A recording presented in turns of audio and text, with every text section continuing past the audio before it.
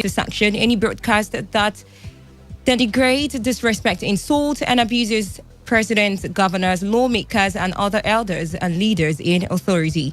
Serap also asked President Buhari to instruct the minister and the NVC to immediately rescind the fine of 5 million naira imposed on Nigeria Info radio station following reported comments by a former deputy governor of the Central Bank of Nigeria, Obadiah Malafia, during an interview with the station.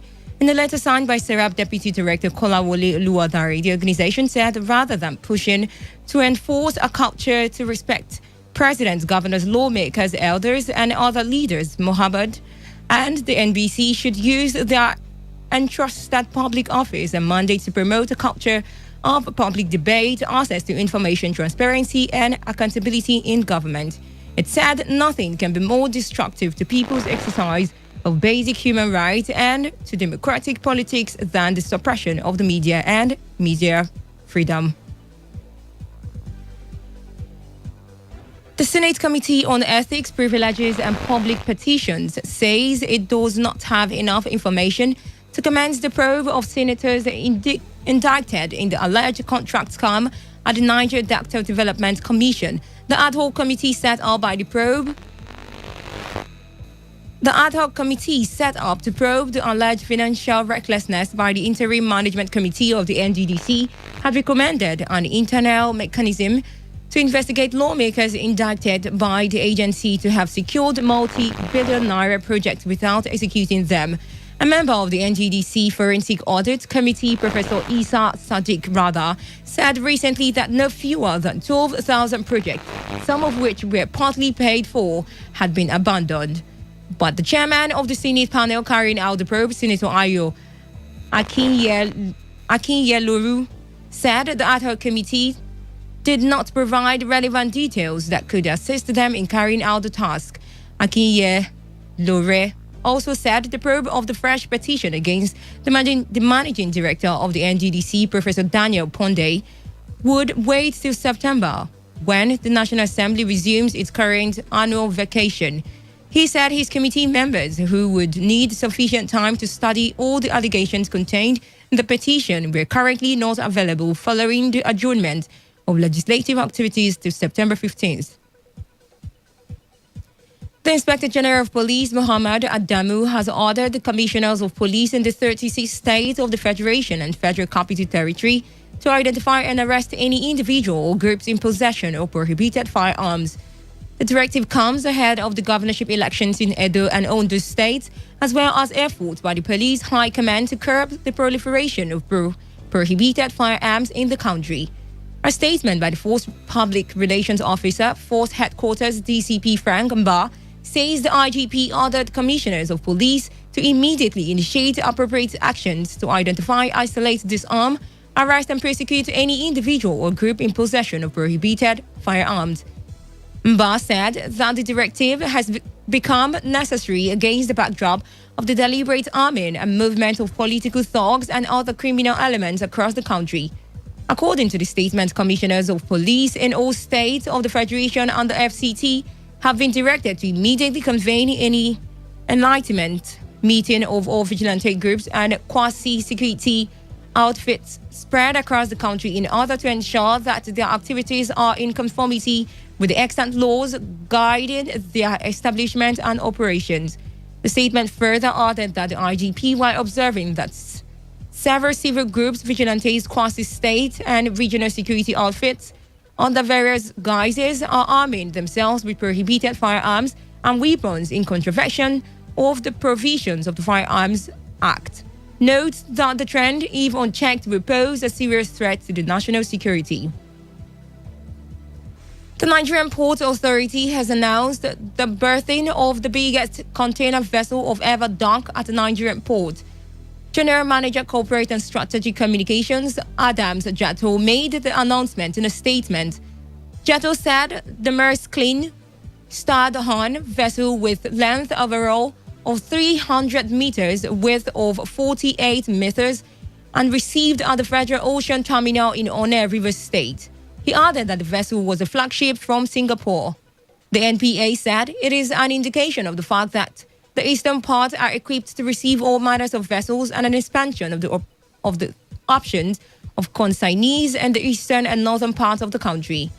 The management MPA, according to the state, also appreciated all stakeholders at the ONET port for their cooperation towards seeing that the vessel berthed safely without any challenge, and also assured that the MPA was committed to ensuring that all ports in Nigeria worked optimally, with Nigeria being the economic hub of the West African sub-region. And on the foreign scene, the Ghanaian government has reacted to the closure of some shops owned by Nigerians based in the country. President of the Nigerian Traders Union in Ghana, Chukwuemeka Nnaji, had said the shops belonging to Nigerians in Accra were locked up by the Ghanaian authorities, who demanded evidence of their Ghana Investment Promotion Council registration.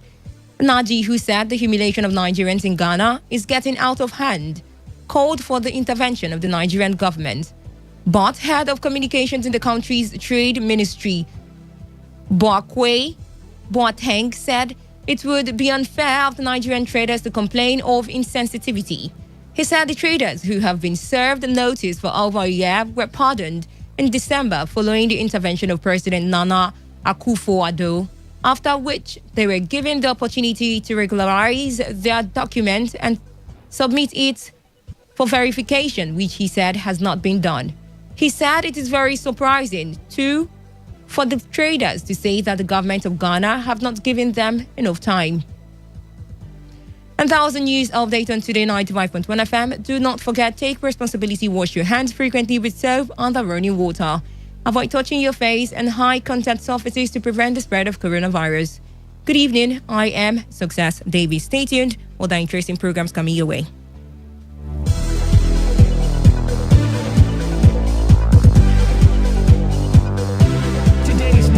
Today's entertainment, today's sports, today's issues. Today on Today 95.1 FM, Port Harcourt.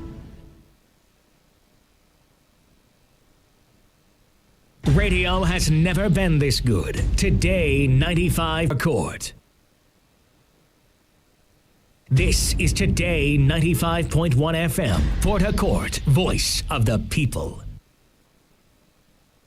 Port Harcourt, are you ready? Today, 95.1 FM, the voice of the people.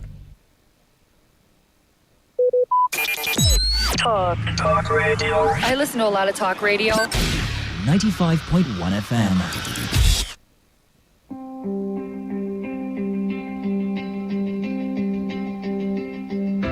You can never plan the future but the past. He who has a why to live can bear almost any out. Lost time is never found again. It is the province of knowledge to speak, and it is the privilege of wisdom to listen. I don't take life too seriously. You'll never get out of it alive. Educating the mind without educating the heart is no education at all. In the end.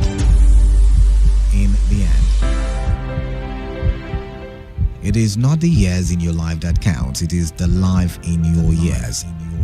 Make it count with us. Make it count with us at Today 95.1 FM. 95.1 FM. Port Harcourt, are you ready? Today, 95.1 FM, the voice of the people.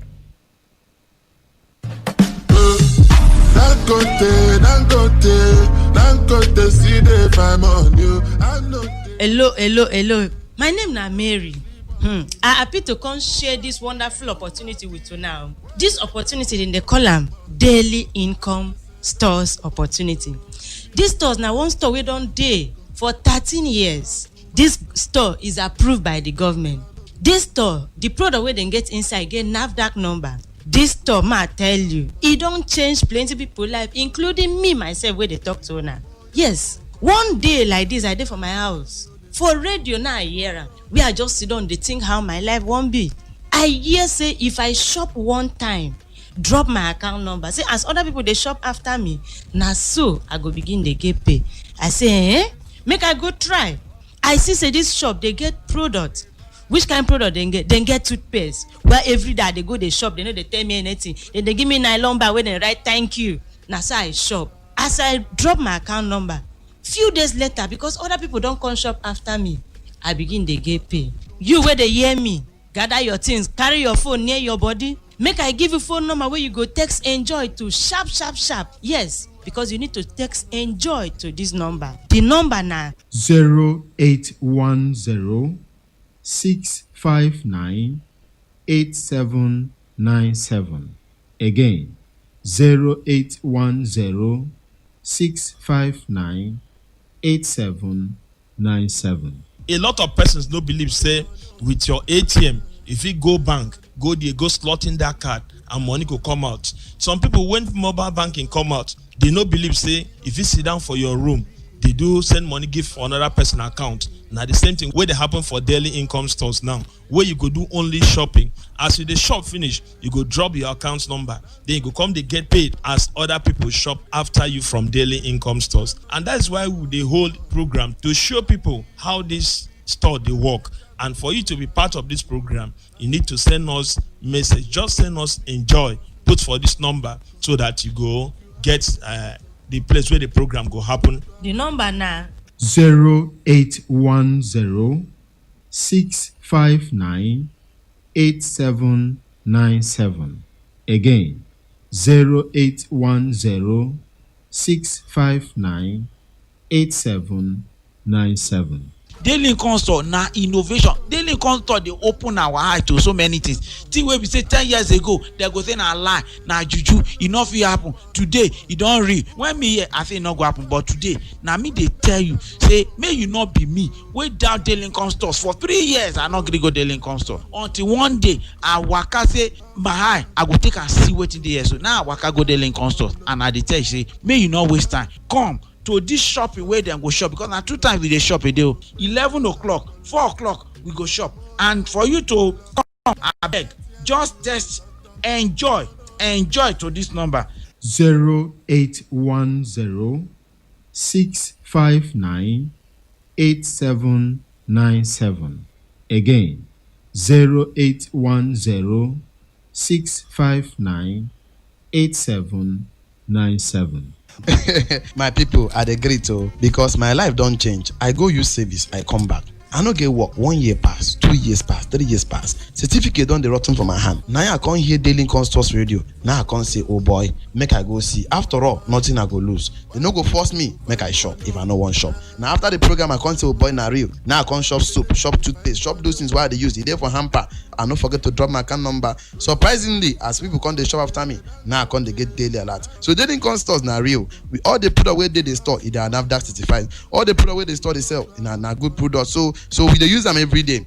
And the good thing about Daily Income Store is say not only once you carry shop for this store, come drop your account number. There's a scene now believing. Come no, because you are not innovated, you become outdated. Whether you shop, you no shop. Now they will give first 20 people free product. Make I give you phone number where you go text enjoy to sharp sharp sharp. Yes, because you need to text enjoy to this number 0810-659-8797. Again, 0810-659-8797.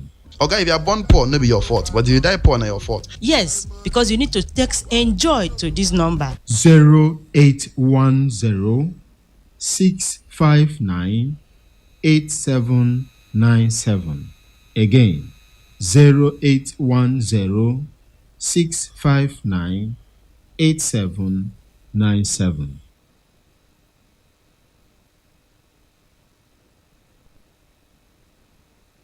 Port Harcourt, voice of the people.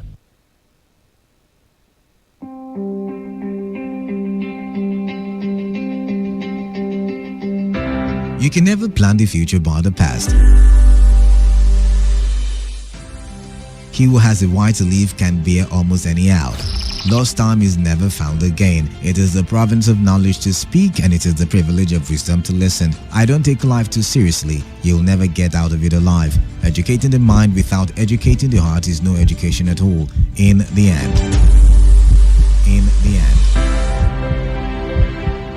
It is not the years in your life that counts. It is the life in your years. Make it count with us. Make it count with us at Today 95.1 FM. 95.1 FM. Port Harcourt, are you ready? Today, 95.1 FM, the voice of the people.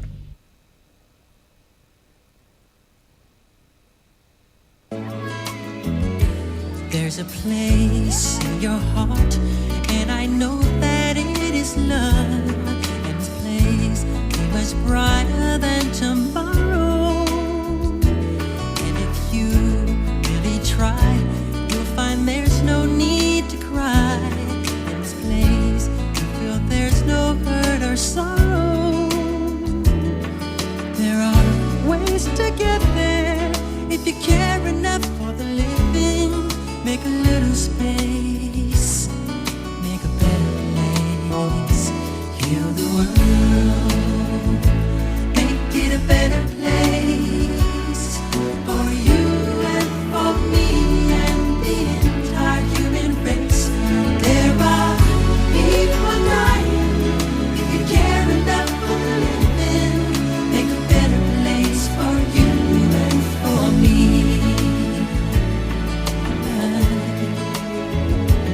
If you want to know why, there's a love that cannot lie. Love is strong, it only cares for joyful giving. If we try, we shall see. In this bliss we cannot feel. Fear or dread, we stop existing and start living. Then it feels that always love's enough for us growing. Make a better world, make a better world. Heal the world,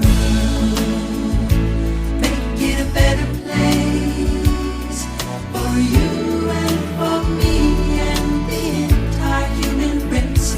There are people dying.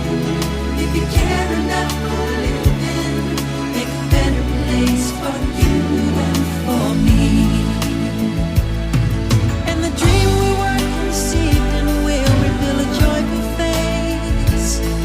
And the world we once believed in will shine again in grace. Then why do we keep strangling when this earth crucify its soul? Though it's plain to see this world is heavenly. Be God's love. We could fly so high, let our spirits never die. In my heart, I feel you are all my brothers. Create a world with no fear. Together we'll cry happy tears. See the nations turn their swords into plowshares. We could really get there if you cared enough for the living. Make a little space to make a better place. Heal the world, make it a better place for you and for me and the entire human race. There are people dying. If you care enough for the living, make a better place for you and for me. Heal the world, make it a better place for you and for me and the entire human race. There are people dying. If you care enough for the living, make a better place for you and for me. Heal the world, make it a better place for you and for me and the entire human race. There are people dying.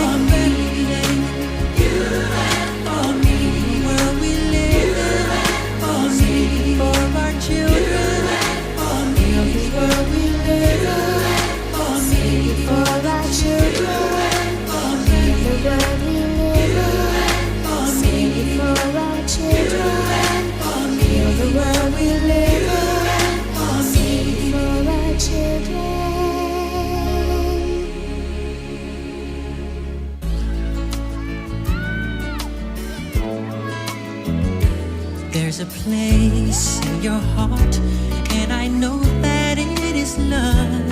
And this place is much brighter than tomorrow. And if you really try, you'll find there's no need to cry. In this place, you feel there's no hurt or sorrow. There are ways to get there if you care enough for the living. Make a little space, make a better place. Heal the world, make it a better place for you and for me and the entire human race. There are people dying. If you care enough for the living, make a better place for you and for me.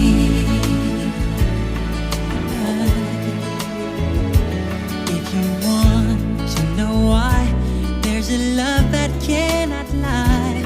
Love is strong, it only cares for joyful giving. If we try, we shall see. In this bliss we cannot feel. There are dreams, we stop existing and start living. Then it feels that always love's enough for us growing. Make a better world, make a better world. Heal the world, make it a better place for you and for me and the entire human race. There are people dying. If you care enough for living, make a better place for you and for me. And the dream we were conceived in will reveal a joyful face. And the world we once believed in will shine again in grace. Then why do we keep strangling when this earth crucify its soul? Though it's plain to see that this world is heavenly. Be God's love. We can fly so high, let our spirits never die. Hello and good evening, and welcome to the program Doctor in the House here on your premium talk news and sports radio station Today 95.1 FM.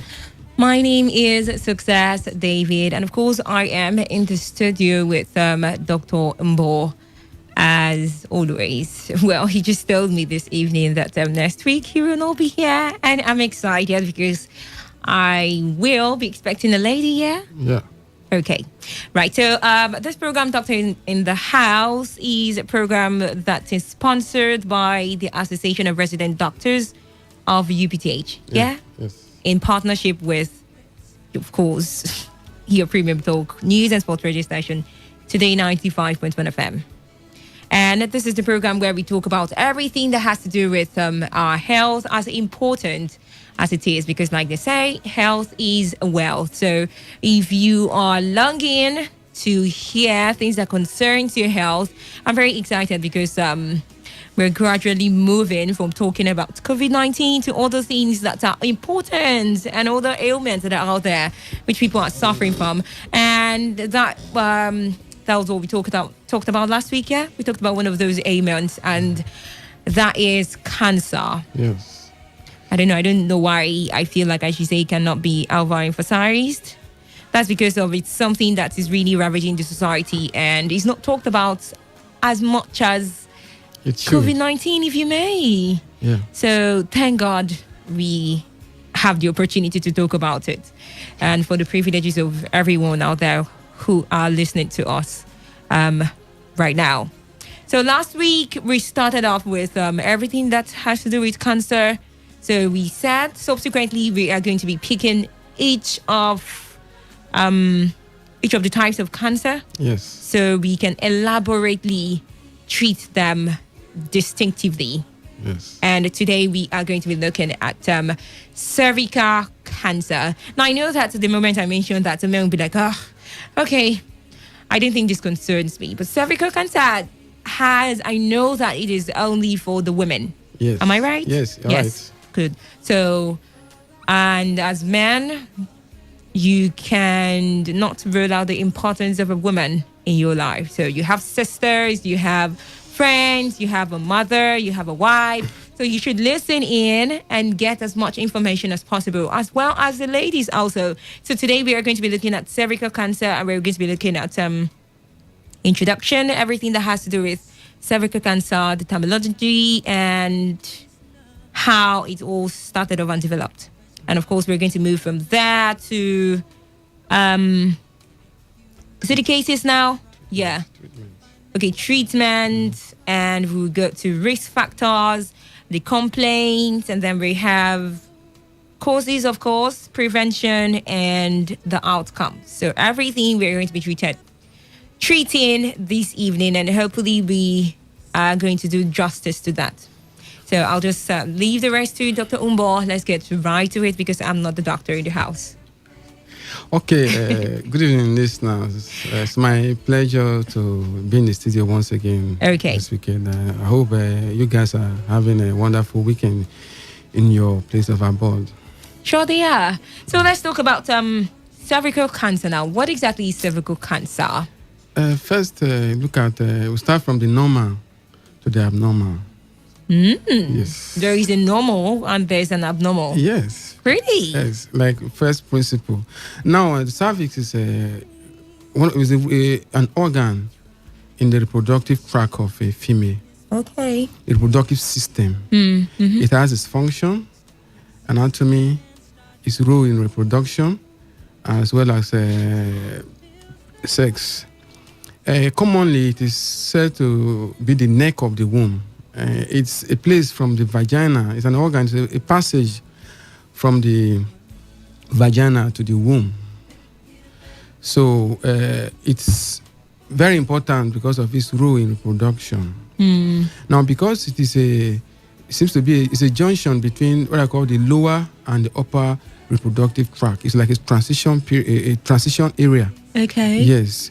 So it undergoes a lot of changes throughout the life of a female. Okay. And now it has been discovered that one of the commonest pathology or disease condition that affects the cervix is what is called cervical cancer. And as it stands now, it has drawn global attention. It's a health issue of, it's called public health importance. We said the last time that globally, is in looking at the statistics, it's one of the commonest among female. Yes. One of, but one not of the commonest, most. One of the what? Not the commonest. Okay. One of the most commonest cancers in a lady.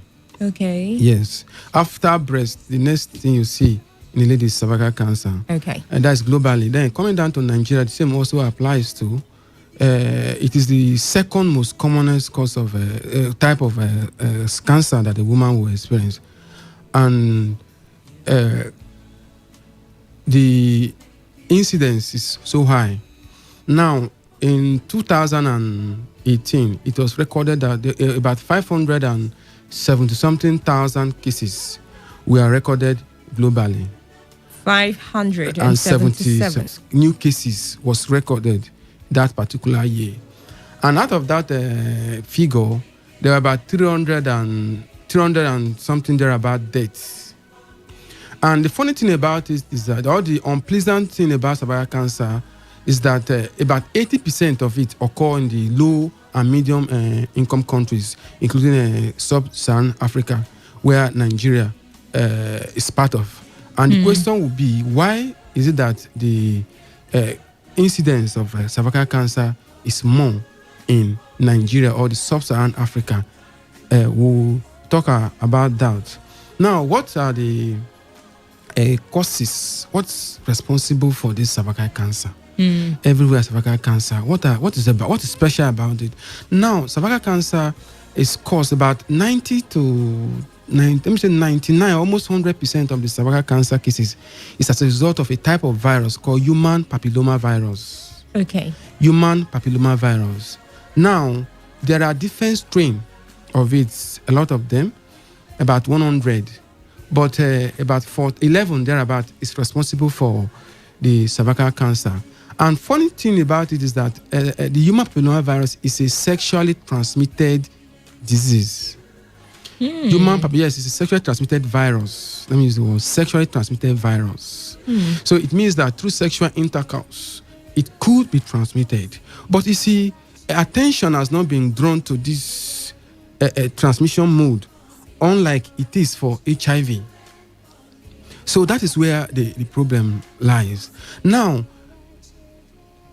when somebody has contracted the virus, it takes a period of time. Like the virus has a way of after 1 or 2 years, it could go off. As in, normally, nothing. If an individual has a strong immunity, the virus will not survive long. Within 1 to 2 years, there won't be the virus again in the body. However, with frequent exposure to this virus, it forms what they call a precancerous condition. That precancerous condition could span between 2 to 15 years, depending on other factors surrounding the individuals. So that is where the problem now lies. And if the precancerous condition is addressed, the rate or incidence of cervical cancer will be less. So the intervention or how to prevent cervical cancer has been geared towards the precancerous condition, which we'll also elaborate as time goes on. Now, like I said, constant exposure to the virus may result to cervical cancer. It may not result. So what are the risk factors? What is it that somebody will do that predisposes an individual to the probability of having a cervical cancer? Okay, before we go to that, the human papillomavirus. Yes. I was trying as much as I can to be careful. So just like we have HIV. I don't bite my tongue. Is there? Can you elaborate more on that? Is there like symptoms to it, so people know? Because it can be ruled out that some people already have this human papillomavirus and they may not know. Is it it's usually asymptomatic? Oh my God! At the initial stage. But what it does is that it goes into the cells of the cervix and modify, cause what they call mutation in the genes of the cells of the cervix. It causes what they call alteration in the control system that leads to proliferation of cells more than it should be. Just like I said, normally as cells proliferate, cells also die. Cells also die. But in the case of cancer, because it has taken over the control, there's a control mechanism in the individual that regulates cell growth and cell death. But when an individual has the human papillomavirus, it enters in cell and altered, like formatting. You're like a system is infected with a virus. Yes. It's altered the whole control mechanism. And cells start proliferating at a rate it ought not to be, more than it should be, and that's what results to the cancer. Like I said, interesting. Like I said, somebody could have the virus, will not know. Then after some time, within 1 to 2 years, it will go off if somebody has a strong immunity. But there are other factors that when the immunity is compromised, it now this oncogenic ability, the ability to cause cancer, is enhanced by other environmental factors or factors within the individual. Like we said, this COVID-19, for those who have poor immunity or other underlying medical conditions, they are more at risk. So this is what results to this cancer. A person who has a virus may or may not have cervical cancer. So what are the factors that an individual surrounding an individual that can predispose to the progression or making the virus lead to a cancer? That's what I want to talk about at this point in time. So that's what the risk factor. Number one is what we call early sexual intercourse. Yes. For a lady or a male, both male and female, who are exposed to sex early, they are at risk of having this cervical cancer. Now, how does the early sexual exposure leads to cervical cancer? Now, when an individual has early sexual contact, the chances are high that individual will have the reproductive years of an individual is more, and chances are high that within that reproductive age, like somebody who like 14 years first sexual intercourse, compared to somebody who first has sexual intercourse maybe 22 or 23, you can see that 4 years or 5 years difference, yes, can make a whole lot of change. Now, within that 5 years, the person can also have multiple sexual partners. And just like we have human papillomavirus is a sexually transmitted infection. So the more somebody has early sexual intercourse, can also lead to multiple sexual partner, and those are some of the risks. Somebody will also have HIV too, because the immunity is compromised. So it also leads to there's someone who smokes. Those who smoke, ladies who smoke too, they are also at high risks, and those who are also having contraception. Those who use contraceptives. Those who use hormonal contraception. Okay. Hormonal contraception. They are also at risk of cervical cancer. Then those who have multiple births, as in like more than 5 children. Yes, really? Of more than, yes. The more the number of children an individual, a female has, the more there's a higher risk of that individual coming down with cervical cancer. Wow. Yes. So if someone also have ever had sexually transmitted infection, ever been treated, the patient is also at risk of having the human papillomavirus that can lead to cervical cancer. So those are some of the risk factors that can lead to cervical cancer. Then now, another thing is the presentation, the complaints. How will an individual know that he or she has cancer? Because some people will have and they will not know. Now, we have to call premenopausal and postmenopausal. Menopause, just like we have when a lady first saw her menses, we call it menarche, the first menstrual cycle. Menarche. Yes. Then we also have the last menstrual cycle. So from the beginning of the menses to the end is the reproductive life of a female. So cervical cancer can also occur within the reproductive age of a female, as well as after the reproductive age. That is after the menarche. However, that after the menarche is much more compared to these cases before the menopause. Sorry. I want to repeat. Okay, take that again. Yes, I said cervical cancer can occur before menopause. Okay. And after menopause. And which is more? After menopause is more. Okay. After menopause is so more. that is during the reproductive years No, now? after the reproductive age. After the reproductive. Yes, which in this case, like, is some people who have it 45. The range is 45 to 55. That is after menopause. Yes, after menopause. That's after the reproductive age of a female. Okay. So it's commoner after the reproductive age or after menopause compared to before menopause. Okay. Yes. So for a lady who has a large or the reproductive span, like if someone who saw her menses first at the age of 10 and the last menses is 55, you can see that she has the number of reproductive age like 40 or thereabout. Yeah. So the person is also more at risk.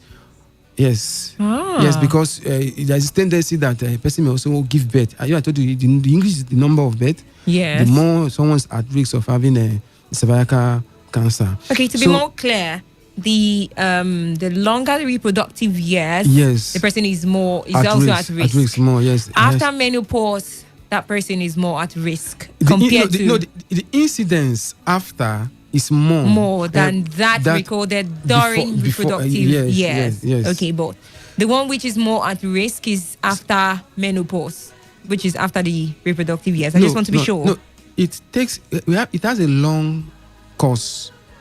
This cervical cancer has a long course. Some people, it could be there for like 10 years, 20 years before it starts to manifest. So most time, by the time it will likely manifest after menopause. Yes, but the process started before the menopause. Okay. So that was it. So what are the complaints? It varies. As in, for those who are within their reproductive age and those who who have passed their reproductive age, their symptoms varies. For those who are within their reproductive age, they come out with what is called intermenstrual bleeding. Like you see someone who you see your menses when you are not supposed to see your menses. In between the cycle, okay, someone start having spotting or bleeding. Yes, so we call intermenstrual bleeding. Okay. Then someone also have bleeding following sexual intercourse. Yes, so if a lady has a bleeding, spotting, she's not pregnant after having sexual intercourse, there is need for evaluation. Okay. Yes. Then there also what we call foul smelling discharge. Offensive discharge from the vagina can also one of the presentations. Some of them also come down with what we call unintentional weight loss. Because cancer is a terminal condition. Yeah. So most time they come down with you're not losing weight unintentionally. Then if some cases come down with the what they call leg swell, so the leg are swollen. Yes. Now there is what we call, it has different stages. We have stage 1, stage 2, stage 3, and stage 4, which is the terminal case. So, but for those of us in Nigeria here, we discovered that most people present what we call in the late stage, while in the developed countries they present at the early stage. Now, the time of presentation matters in the treatment. Those who present early, the disease is curable. Cervical cancer could be cured, treated well, and the outcome is 100%. It's possible. But just like I said, in Nigeria, most time when somebody has symptoms, the first thing we always do is to ask somebody that is not qualified to look into that matter. And probably we start going to places we ought not to. Sometimes we start taking spiritual measures. Yes, spiritual measure. And by the time we come to the hospital, it's what we call advanced. Okay. It has gone far. Beyond having a cure. Not that, yes. And sometimes the outcome is where 30%. When it's at the stage 4, it's less than 30% survival rate. Yes. So those are some of the factors that contribute or the presentation that we have in this part of this. Then in terms of treatment, we said that it is a multi approach. There are a lot of things that are involved. But for us here in Nigeria, we have a comprehensive cancer treatment centers in Nigeria. There were 8. But as at the last count, 4 was only functioning. And for us in Port Harcourt, most time we refer patients to the University of Ibadan for further treatment, depending on the stage the patient present to the hospital. Those who present early could be treated with surgery. But those who present late, they are treated with what we call chemotherapy and radiation. Okay. Because the cancer has moved, or they call metastasized to, sometimes it could go to the lungs, the liver, even the abdomen, yes. So, and they are called seedlings, those cancer cells in another part of the body. So the surgery is just on the cervix. So they need some treatment that can go into the system and, track those cancer cells in the lungs and the rest of them. Now, the treatment is also capital intensive because of the investigations that a whole lot of investigations are done for the patient to ensure that the patient is stable and fit. Because of the chemotherapy, as all the radiation, as well as the surgery, it's not an easy one. So the patient must be fit medically to withstand those treatment modalities. So it is quite expensive in treating cancer in Nigeria. That's one of the challenges we are facing. Then, the most important thing now is the prevention. How do we prevent cervical cancer in Nigeria? First, what we call the primary prevention. The primary prevention. In 2018, the federal government of Nigeria came up with what we call the National Cancer Control Plan, which was to span for 5 years. And that program is domiciled in the Federal Ministry of Health, where we've got National Cancer Control Program Units. Now, they roll out preventive modalities on this cancer. One of them is that they were looking at by 2022 that male and females between the age of 9 to 15 would have had what they call human papillomavirus vaccine. 9 to what now? 9 to 15 years. That's the ideal thing. The reason being that they've not had sexual intercourse. For somebody to be immunized against the human papillomavirus, first, the person must not have had, the person, either male or female, has not had sexual intercourse. The reason being that the vaccination is not effective if an individual already has the virus. So the only way that someone can be sure that the patient or the individual has not been exposed is that he or she has not been exposed to sex. So that's why between the age of 9 and 15, ideally it ought to be among what they call the National Immunization Program, where it should be free. But as it stands now, it's not free. I don't think it's free as it stands now. And they're supposed to have 2 doses. 2 doses. The one 6 months after the first dose, an individual is supposed to go for the second dose of immunization, both male and female. Now that is the primary prevention. The secondary prevention is what we call the screening. The screening, there are different modalities or different ways of screening for those who already have what I call the precancerous. I thought about that. It has a long course. We have the normal, the precancerous, and the cancer. Now, for those who might have had the virus without knowing, and the process of cancer has already started, how do we track those ones? Hence, the call for what I call cervical cancer screening. It ought to be done for every female above the age of 20.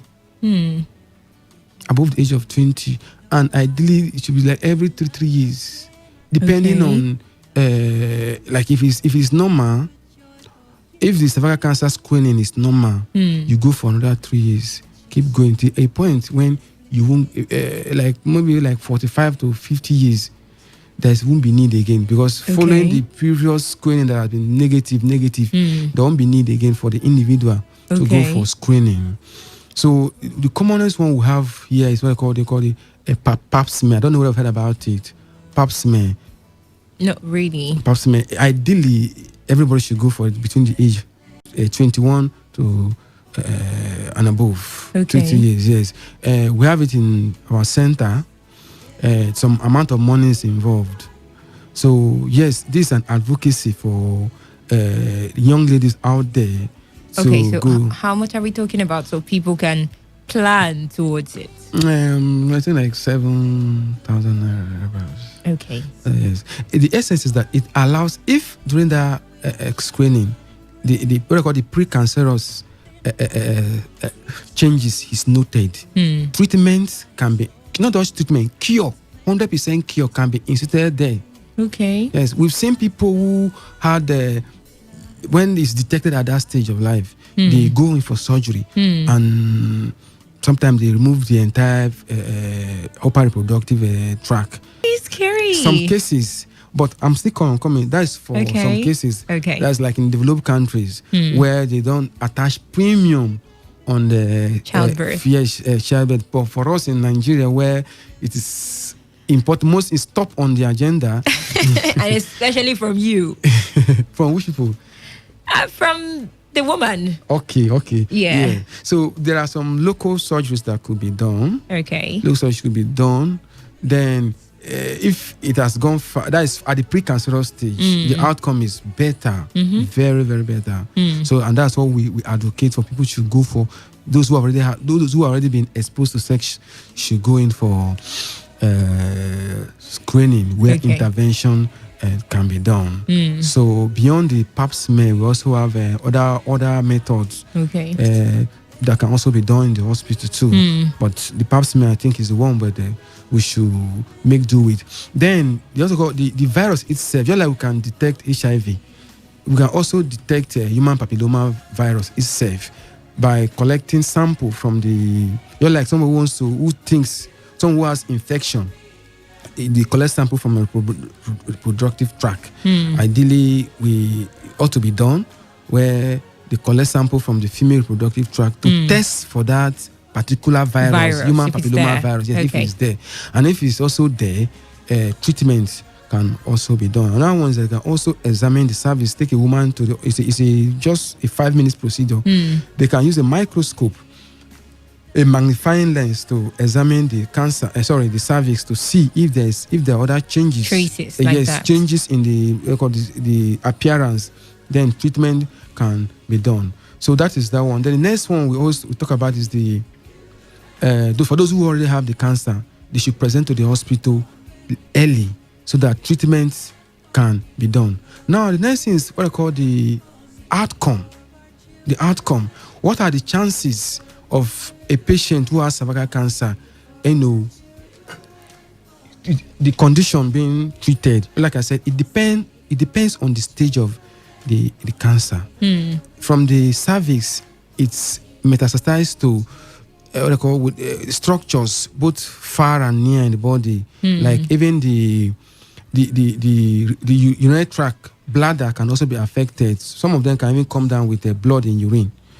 Yes, some can also come down with what they call a constipation, because the cervix can, the cancer, when it goes into the GIT, what I call gastrointestinal tract, it blocks the passage where the passage we excrete. Yes. So those are some of the things that are involved. So if the cancer is detected early, the outcome is good. But if it's detected late, the outcome is poor. Beyond that, we also have what we call palliative, hospice and palliative care. These are another important management plan for those who have cancer. Now, what do you mean by palliative? I told us that cervical cancer is a terminal condition, depending on the stage. For those whose case is most time, they also come down with the blood loss. So the institute what they call palliative care and hospice care, and that has to do with what they call when somebody someone has been certified medically that you will live within next we've seen cases like that in the next 4 months, 5 months, 6 months, or maybe 1 year, 2 years, any of them will not survive. So at that point, that care that we give is what I call the palliative. It involves the family. It also involves the clergy trying to talk to the person to understand that life, there's more to life. Try to give them comfort. That there's life after here.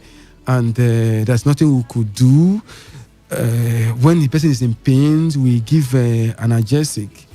Then if somebody has anemia, as in low blood, we also give blood is administered. So the pastor, the clinical psychologist, the family, the community, ideally there ought to be a center for that, hospice and palliative care center. Yes, where people that is their work, to counsel patients who has this condition.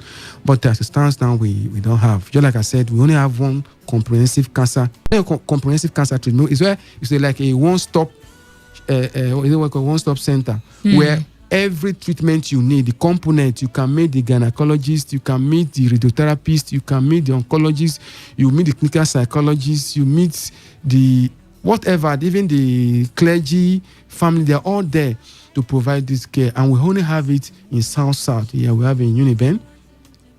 And as the last time I checked, it's not functioning proper. Yes. So those are some of the challenges we have when it comes to cancer of the cervix. Well, like I said, the beautiful thing about cancer.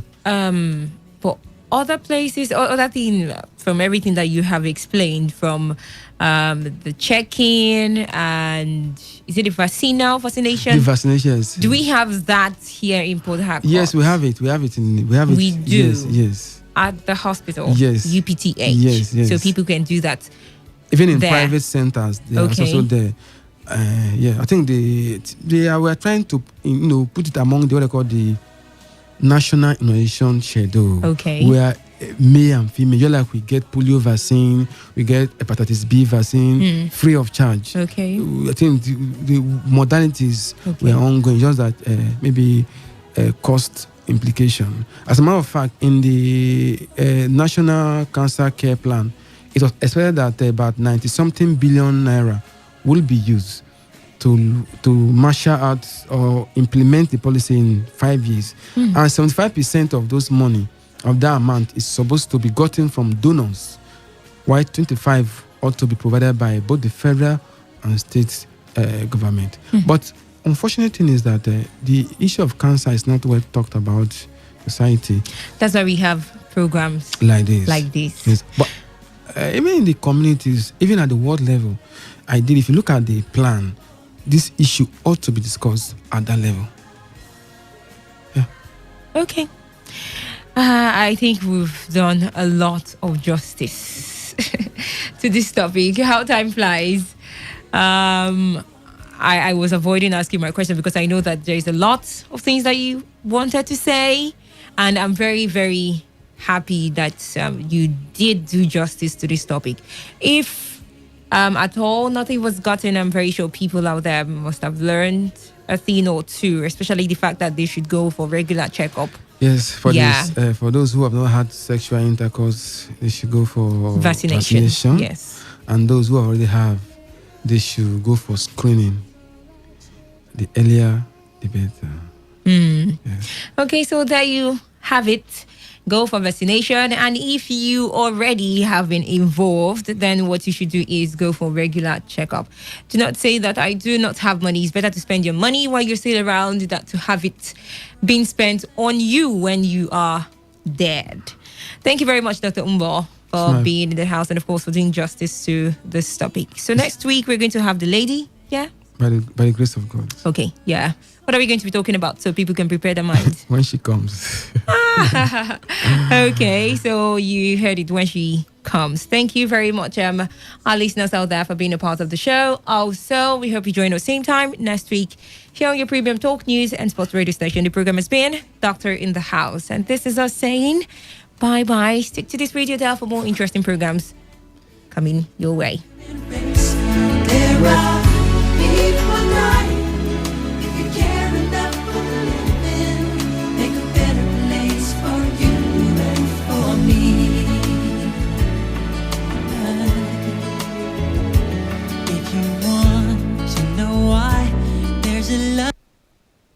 This is Today 95.1 FM, Port Harcourt, voice of the people. Mary, what's wrong? Are you okay? I came immediately I got your message. I'm not, Theresa. I was raped and I feel so helpless and scared. I don't know what to do. Oh dear, I'm sorry about that. You need to get medical care immediately. No, sis. I can't go to any health facility right now with all that's going on with COVID-19. You don't have to worry about that. Doctors Without Borders provides infection prevention measures at their clinic. They also provide free and confidential treatment to victims of rape and other cases of sexual violence. This includes a treatment to prevent HIV within 3 days of the rape incident. They also provide counseling services and social support for minors when necessary. Really? So how do I get to this clinic? The Doctors Without Borders clinic is located at Orobum Health Center, Ogunabali, by Garrison Bus Stop, and Olosa Health Center by the Olosa Flyover. Their phone numbers are 0903 355 5460.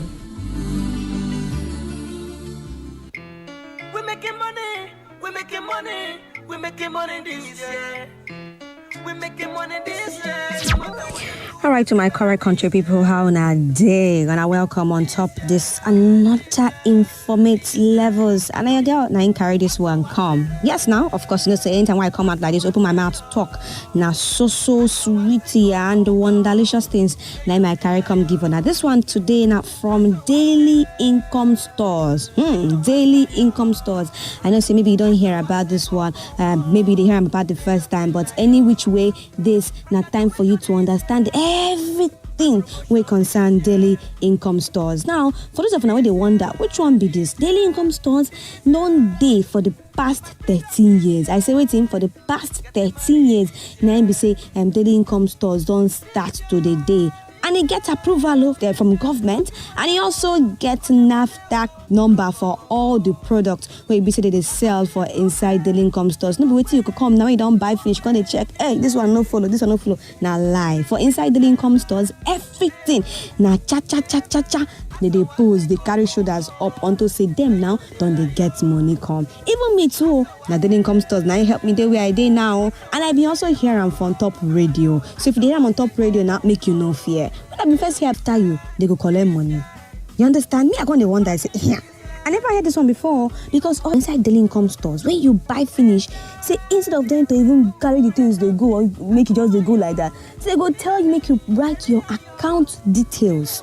So now so I just enter. I don't think I'm again, I just enter. So when I be enter, I can't realize say they get plenty thing, even up to toothpaste itself. Once I don't buy finish, I go drop my account number. So now so the journey take begin for me. So right now, my brothers and my sisters in the Lord, I know say so many of them I get plenty questions. So you call them doubting Thomases. If you be doubting Thomas, this event will they get this Sunday. Now one major opportunity for you where you go come, make you share your questions, make you share your concerns, make you share all your doubts, so that people too will sabi pass through, they go explain to you. People who don't day inside daily income stores for a long time, they will also explain to you. So this event they come up this Sunday. All you need to do, make you also attend this program, make you send your name and location to 0703 001 2947. I will take them again. 0703 001 2947. This event they come up this Sunday. Make you just send your name and location 0703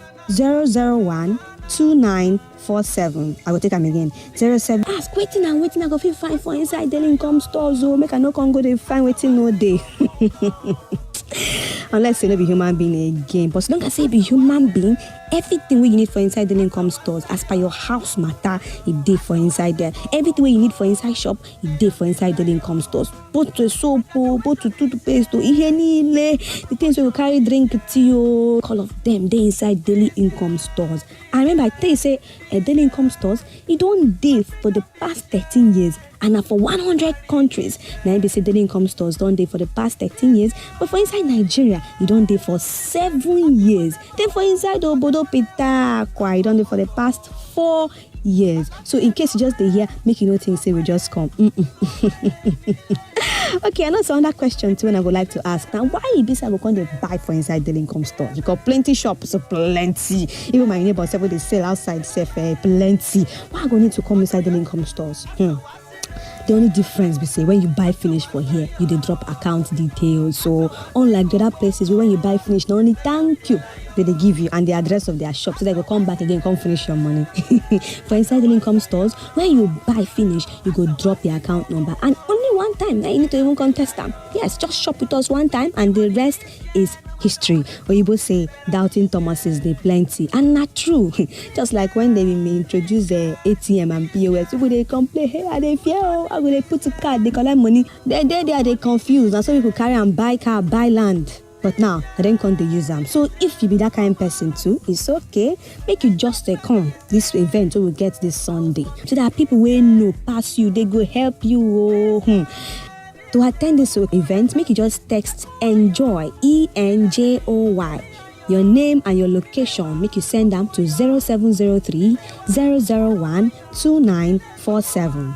0703 001 2947. So if you want learn, make you come early. And on this Sunday, so many persons don't experience this thing and they get their own confirmation, they book and testimonies to share. But I'm not gonna let them share right now. So on that Sunday, make yourself come, make you come also listen. Carry yourself, carry your neighbor, carry your friend or your pikin, make all of them come listen. Make you just text ENJOY to 0703 001 2947. 0703 001 2947. Remember, the journey into this financial freedom.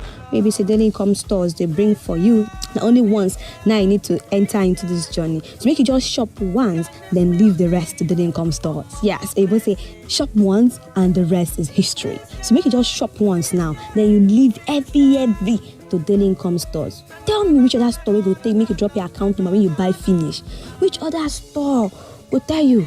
If they be only thank you waterproof they go give you, then they'll come allow their gate man open gate for you, carry motor henny and oppose really. My brother, my sister, time has come for you to say no to people that are just taking your money. This is time when you can learn how to also make money when you buy something. Come daily income stores, make you buy things just once, from soap to toothpaste to things they carry drink tables and beverages. Everything household item day for inside daily income stores. When you shop finish, you drop your account details and as so you go to collect money as people go to shop after you. Join us this Sunday. Make you also ask questions, make you understand better. To be a part of this program, make you send enjoy. Make you send them to enjoy and your name and location. Make you send them to 0703 001 2947. 0703 001 2947. The event now this Sunday. No talk say you know here or text enjoy ENJOY your name and location. Make you send them to 0703 001 2947. 0703 001 2947. Now only this thing could give you access to this program this weekend. My gentlemen and the people of the Lord, women or men, make everybody open ear hear this one, because they say when rain fall for inside your neighbor house, make you safe as a good brother or sister will you be, make you help them to make the rain touch them. And of course 19 daily income stores don't bring come with this. My brothers and my sisters, make you also text enjoy and name and location. Make you send them to 0703 001 2947. The daily income stores and where you're supposed to be. Text enjoy, send them to 0703 001 2947. I will take them again. 0703. You're ready to change your life. You don't ready to change your life by yourself? We will see on Sunday.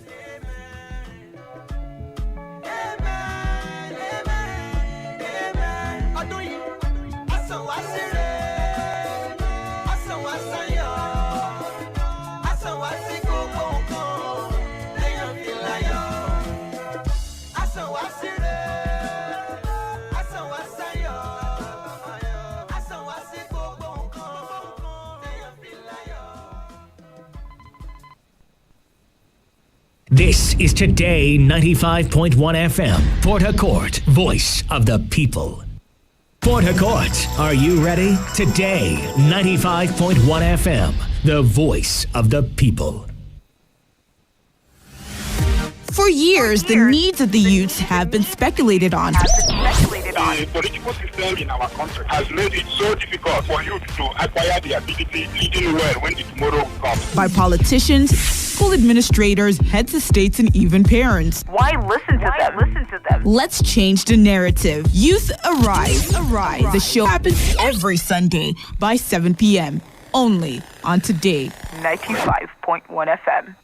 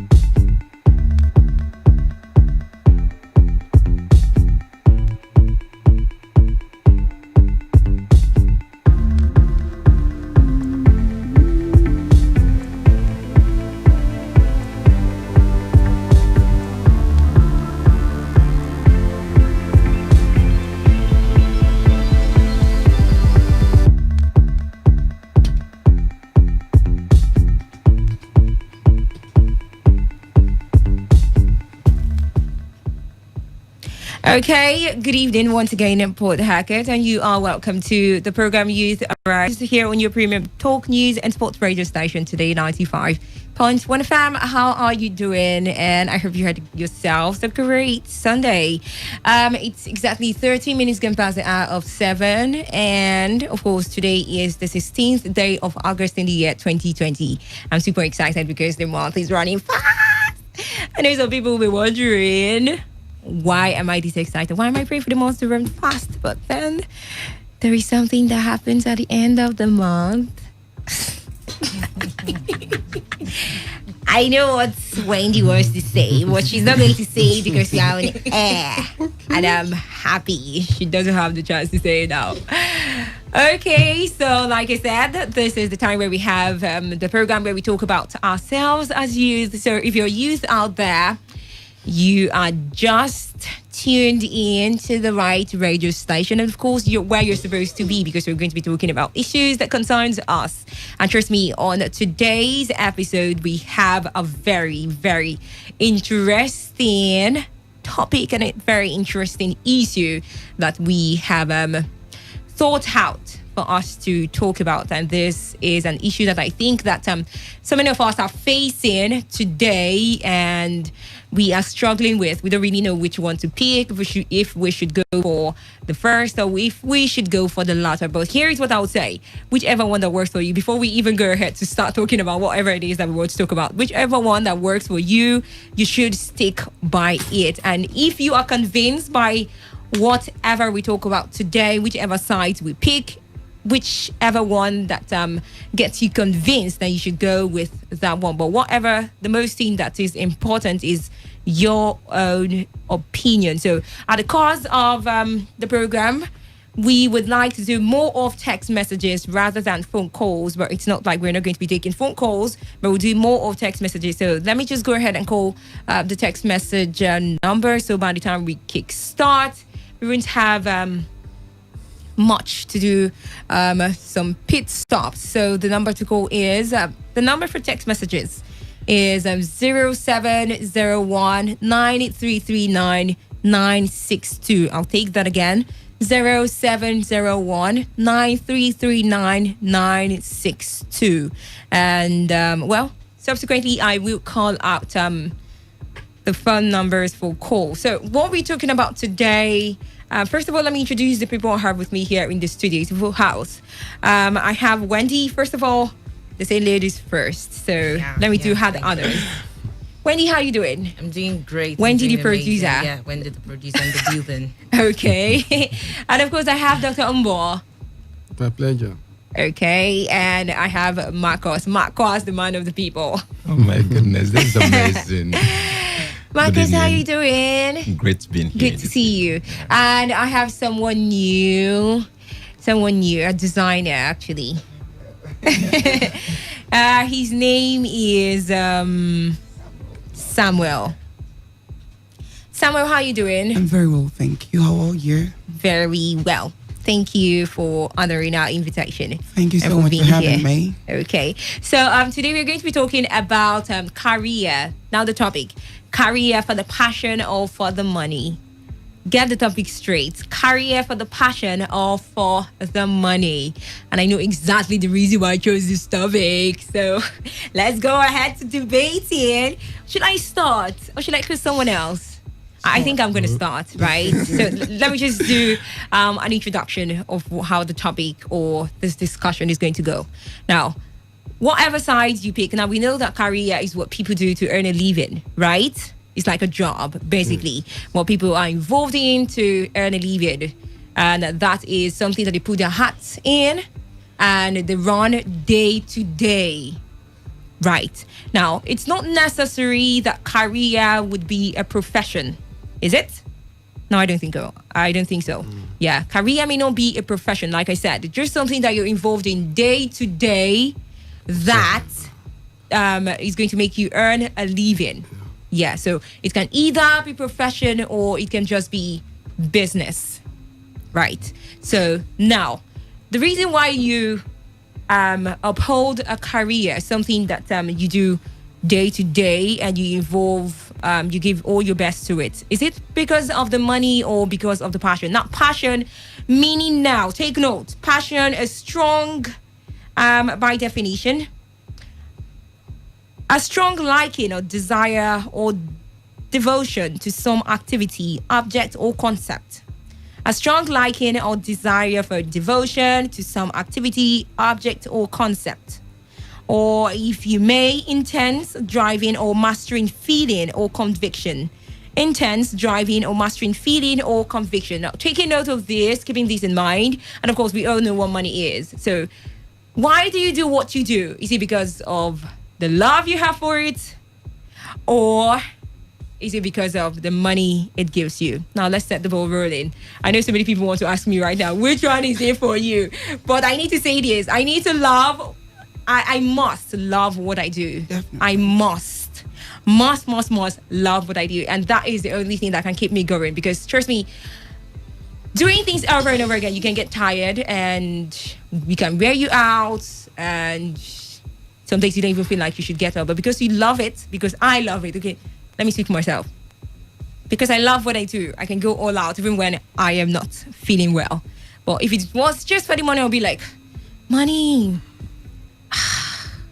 Let me not say what I want to say now before some people will not give me money. Okay, so let's hear from the people in the house. Let's start from the lady. The ladies first again. Okay, good evening. Thank you very much. Yeah. So the passion for the money. Laughing somehow. He's just waiting for his turn to lash out. Yeah. Passion is good, and there's nothing as exciting and thrilling as you doing what you love to do, what you enjoy doing. But in the long run, when and if your passion cannot meet your needs, it becomes a problem. It becomes frustrating. That is why today you see people that did electrical engineering or civil engineering or biochemistry working in banks. What are they doing there? Because they don't have job. Because they don't have job for the course they studied. For the course they studied, good.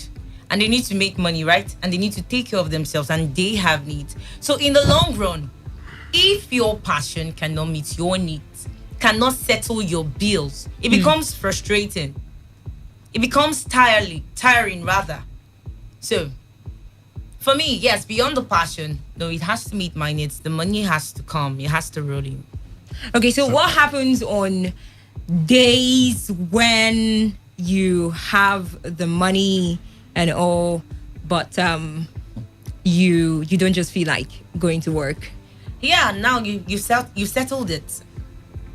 At first, there's this point you get to in your life where you have to meet your needs, and it is pressing on you. So if you get to the point where you have gotten into a new, different path, you're pursuing something else, and you feel you've made enough money and you're comfortable, you can settle anything with ease.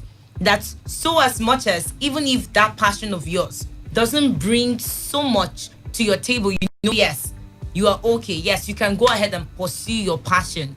But you have responsibilities as a person, as an individual. You have family, you have needs, you have responsibilities, and all of this must be met. Yeah, thank you. That's what I think about. So basically, you're saying money, but then you ended up with passion. Very good. Yeah. Okay, let's have Samuel. Samuel, stop doing gestures. Well, thank you so much once again for having me. Just like you talked about passion, it's a compelling force. It is something that drives you every day. I literally can't imagine myself not being passionate about my job. I know, right? How do you live every day being under pressure of something you don't actually love? You won't get content, no satisfaction. It's just basically going to be all about the money. And trust me, at some point or at the long run, you get exhausted. Which always happens. Yeah, because you're not passionate enough about it. So passion for me, it is a prerequisite. It's very important you have passion. Else, I don't think you can thrive in that career path. You get exhausted, you get wearied, and so many other things that comes with. So you just have to be passionate enough to pull through. To keep up with that job. Yeah, definitely.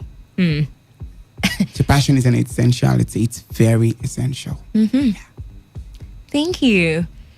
Marcos? Thank you very much. I wonder how one will live or fulfill life without mentioning passion. And you said money is a driving force for venturing into anything you do. Of course, if you have all the money and then you are not fulfilled, what is the joy? Don't forget that, right? Working for the money and then not for the passion can literally get you old. Of course. Because you're not happy. You're not happy at all. So I cannot for once be involved in a work, for instance, in a career, just for the sake of the money. It's just not possible, because on daily basis, it will just be as if someone is forcing me to do what I don't like. It will be a punishment. Of course. Now, so many persons in pursuit of wealth and money has ventured into things that they don't love, and on daily basis, it's just as if for them to go to work is as if they are being forced. Why? Because passion is not there. Yes. And there's no way you will not be passionate at a work you're doing and then expect to be successful at it. It's not possible. But some will argue and say, okay, the properly force here is the cash. Once I have the cash, then I can be able to settle my needs and all of that. But I don't think that is very important. Passion is the most thing that will propel you to bring out the very best in you. Your best can never come until passion is put on the front line. Okay. So I think passion is the in thing and not money. Thank you, Dr. Umbo has He has been saying that eating. everybody's Let's hear from you. In philosophy, when I did during my undergraduate, they talk about idealism. Yes. And reality. But you see, there's no perfect world. That ideal world it's in the world, it's left in the imagination. Yes. It doesn't come to reality. So most times we tend to live in the world of imagination, and we refuse to come to terms with what we are seeing. Okay. Now, talking about careers regards passion or the money, what is the reality on ground in Africa?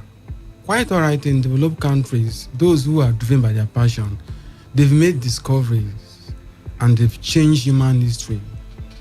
We want to go through the scientific world. We can name people who, through their passion for knowledge or discovery, they've done a lot to humanity. They've affected generation. But in the African setting, what we're seeing today is driven by money. First, the family you come from, your friends, your community, and the society at large. For instance, I can't imagine today that I walk into my room, and I can't even buy a bottle of water. Even probably your siblings will say, "What are you even doing?" In short, what would you say you are, self? And you begin to look at yourself, whether are you okay? You are okay. But sometimes you begin to wonder, are you okay? Having said that, let me take us back. There is a man, Maslow, a psychologist, talked about hierarchy of needs. Yes. Hierarchy of needs. And at the base of the pyramid, we're talking about basic needs. Yeah. Those necessities you need to survive. So how do we talk about passion when you've not even survived? How do you talk about passion when you've not survived? You have to survive before you even... Well, passion is survival. No. Passion is survival itself. Honestly, it is. I'm coming. I said from the Maslow hierarchy of needs. Yeah. The number one thing is basic needs: shelter, food, Clothing, and clothing, yes. And before the last of us, self-actualization. That is the passion. The self-actual, you feel fulfilled for, like, you fulfill your destiny. That's the topmost. That is very few people get. I was told life is like pyramid. That we have 4 corners going at a focal point, and up there is the self-actualization. So you discover that many of us as individuals, we are not driven by what they call the passion. Maybe 1 to 2% of the populations you see actually have this a passion driving what they are doing. If not, majority of us, we are talking about basic needs of survival. Look at Nigeria, for instance. People are talking about how to eat, no clothes, no food. You are talking about passion. How? So let's there is how. Wait, hold on. There is no way that your passion won't cut out a way for you to meet your basic needs. That's if you survive. The reason is because if you have a passion, you go all out to make sure that you develop that passion. You become what is it now? You become an authority in that passion of yours. Let's say, for instance, my passion is talking, and that's what I've always wanted to do, even if at a point in my life when I was very, very much younger than, when I was in primary to secondary school, I never even imagined that I'm going to end up here. Everybody thought I'm going to be a lawyer. But of course, talking is still involved in law. And I developed from there till now. Now, my aim every day I wake up is to get better at what I do. And there is no way that I still have, I have that intention. There's no way I have that goal, that aim, that I'm not going to push forward what I have. But it's totally different from when you're going into a job for the money. Now, there is a point that you get to, that job will wear you out. You'll be like, I'm tired of this job. I've had people who, I have a friend who works in a bank. Before he even got the bank job to start with, when they gave him his job description, he was like, just hearing the description said, I'm tired of this job, but I need the money. And then he went ahead to accept the job. Now, every day he complains to me about how much he's not enjoying the job and he's tired and he's looking for another job. How long will he continue to jump from one job to another job? You know what? Now, he's not even enjoying the money he's being paid because he doesn't even have time for himself. Yeah. And because he doesn't have time for himself, now let's imagine that that's something he loves doing. He won't even mind that he doesn't have time for himself. Yeah. He would enjoy the job. He doesn't even mind spending the whole of his day on that job, in that office, doing what he loves doing. But because of he doesn't like the job, he hates the fact that he doesn't have time for himself. That's the excuse he's looking for. He's looking to get off that job. Now, the money is not even enough for him. Now, he has the money to get himself basic things, to get food, to get clothes, to look good and all, but he's not still satisfied. And I don't even think that he would want to invest that money he is receiving to develop himself or to train himself to be better at his job, because that's not the job he loves. But if he had a passion for that job, he loves that job, something. Okay, nobody, let me say something. Nobody has said that passion is bad. Or passion is not good. Or that people should not pursue what they love doing. Yes. What their heart beats for. But let's be realistic. Let's come down to Nigeria in 2020. We have a kind of system, a kind of structure that does not really support passions. That does not really allow passion to thrive. And you have to survive whether you like it or not. So now, in the bid now to balance all of these things, there is nothing as beautiful as you having a job that you love and it is your passion and it is meeting your needs. But when you come to that point where what you are doing, you love what you're doing, but you know you have responsibilities, which you have to meet. You know you have goals, financial goals, which are very much important to you.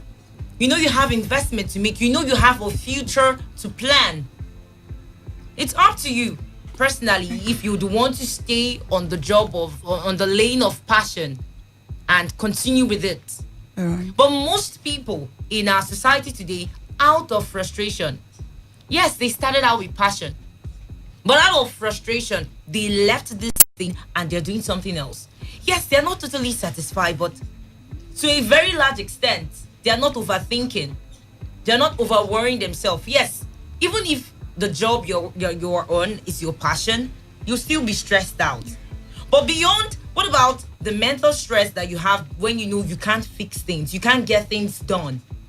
You also begin to grumble in that place where you feel you have passion for, in that place where you think you love. You begin to grumble, you begin to become angry because there are a whole lot of expectations on you. Probably, let me say you were trained in the university by your parents or some well-meaning persons, and you really have to give back. What happens the day they call you and tell you your loved one is sick? And they expect you to do something. And you're like, hey, you know my job passion. And probably, come on. Wendy. Okay, can I say something? Well, yes, go ahead, please. You called Nigeria, right? 2020. If you check carefully, every single person, about 90% of successful people around the world right now are people who are passionate about what they do. Let's take the musical artist. Okay. We go to fashion designers. Even in Nigeria,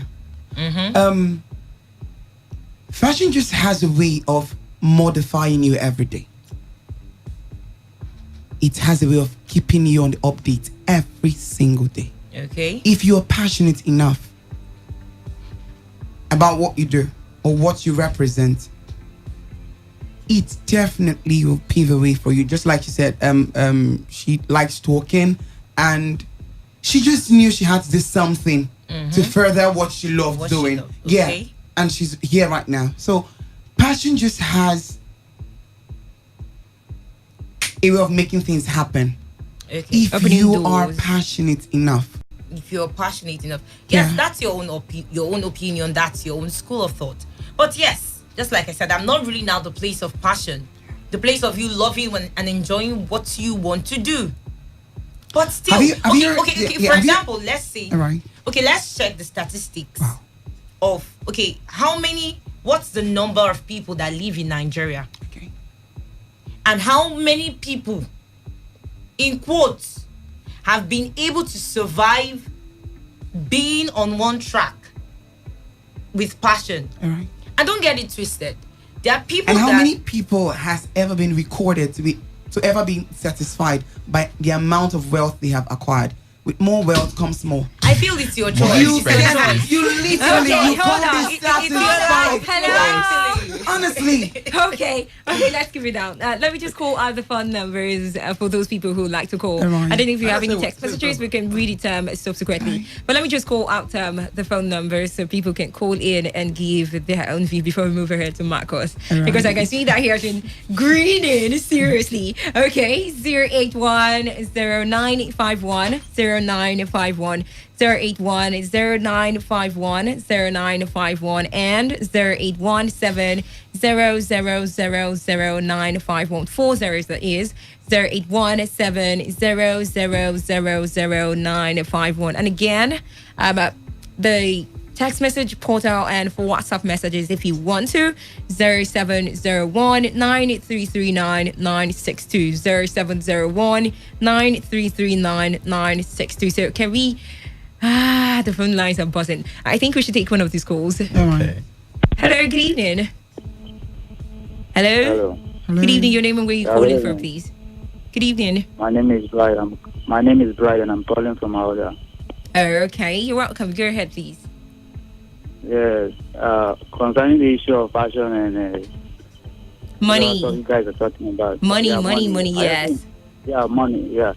I think first of all, we have to train our mind towards what we like doing. So I have to say, let me make an instance of Timaya. When Timaya was coming up as an artist, at the point he was not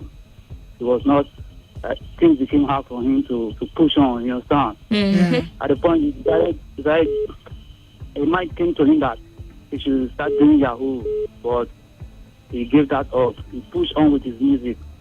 But today, he has achieved. He's a passion. You understand? Passion now is nothing more. Taking away from him. You Yes, understand? yeah. So, sometimes it's not easy pushing on with your passion. It might be easy for some people. It might not be easy for you. But at the end, it's a pay. You understand? So yes. I think personally, it's based on your mindset. If you are looking on people that, okay, this person has made it, let me forget about my passion. What is passion? And I can now have food to eat. You understand? So don't forget that your passion that you are chasing today that has been very difficult for you today. It might be easy for you tomorrow. Don't know the point you've already got into that you want to leave that passion already. You understand? Yes. So I think we should push on with our passion. It doesn't necessarily mean the money. The money might come at last. But the problem we are having in Nigeria, in Africa at large, we just look at the money. Money. And forget about everything. Okay. That's my opinion. All right. Thank you very much. People just saying money. Is there anything that you can do without money? Before you say anything, I just want to from what he said, I want to paint a scenario. It's just like two people digging out gold, and then it's not like the places they are digging, there is no gold there. Now, the both of them have gold where they are digging, exactly at the same spot. Yes. And then this person, they are both digging passionately. This person is digging with so much joy, and then the person digs out his own gold. Now, this person is digging. His own gold is supposedly bigger than the person who has even dug out his own gold. And the person digs and then sees the other person, this person has dug out his own gold and left his own spot where he's supposed to be digging in order for him to see his own massive gold, because he has seen that person dug out one, left that place he is, went to that same place where that person dug his own gold, dug so much that he got tired and didn't dig anything out.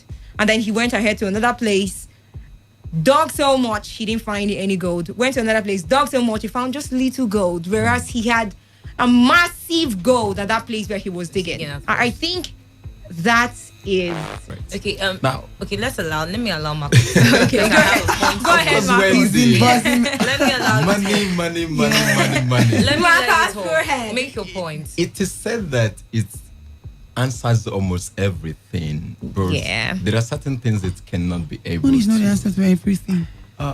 Some persons have that notion. What does the Bible say? Saying, I think it's a cliche. Yeah, of course it says. Yeah. Or evil, yes. But most answers all things. Yes. Money answers all things. I think love answers all things. The love of money, but money itself answers all things. Okay, let's leave that alone. Okay. Now, I'm not disputing the fact that for you, once to survive on this earth, you need money. Okay. But then, if the place of value is pursued through passion, you will make it earlier than one who goes in because of money. Can you hold that thought? Let's take a call. Yes. Okay. Okay, just continue. The call dropped. Okay, so a person who goes in there in pursuit of his passion, having a value to offer, will end up becoming more fulfilled. Of course, in the place of pursuit of your goals and through passion, you will have. Hello?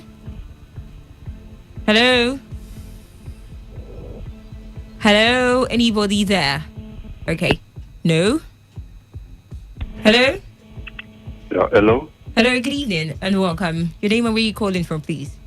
Yeah, I'm Francis calling from Port Harcourt. Okay, Francis, go ahead.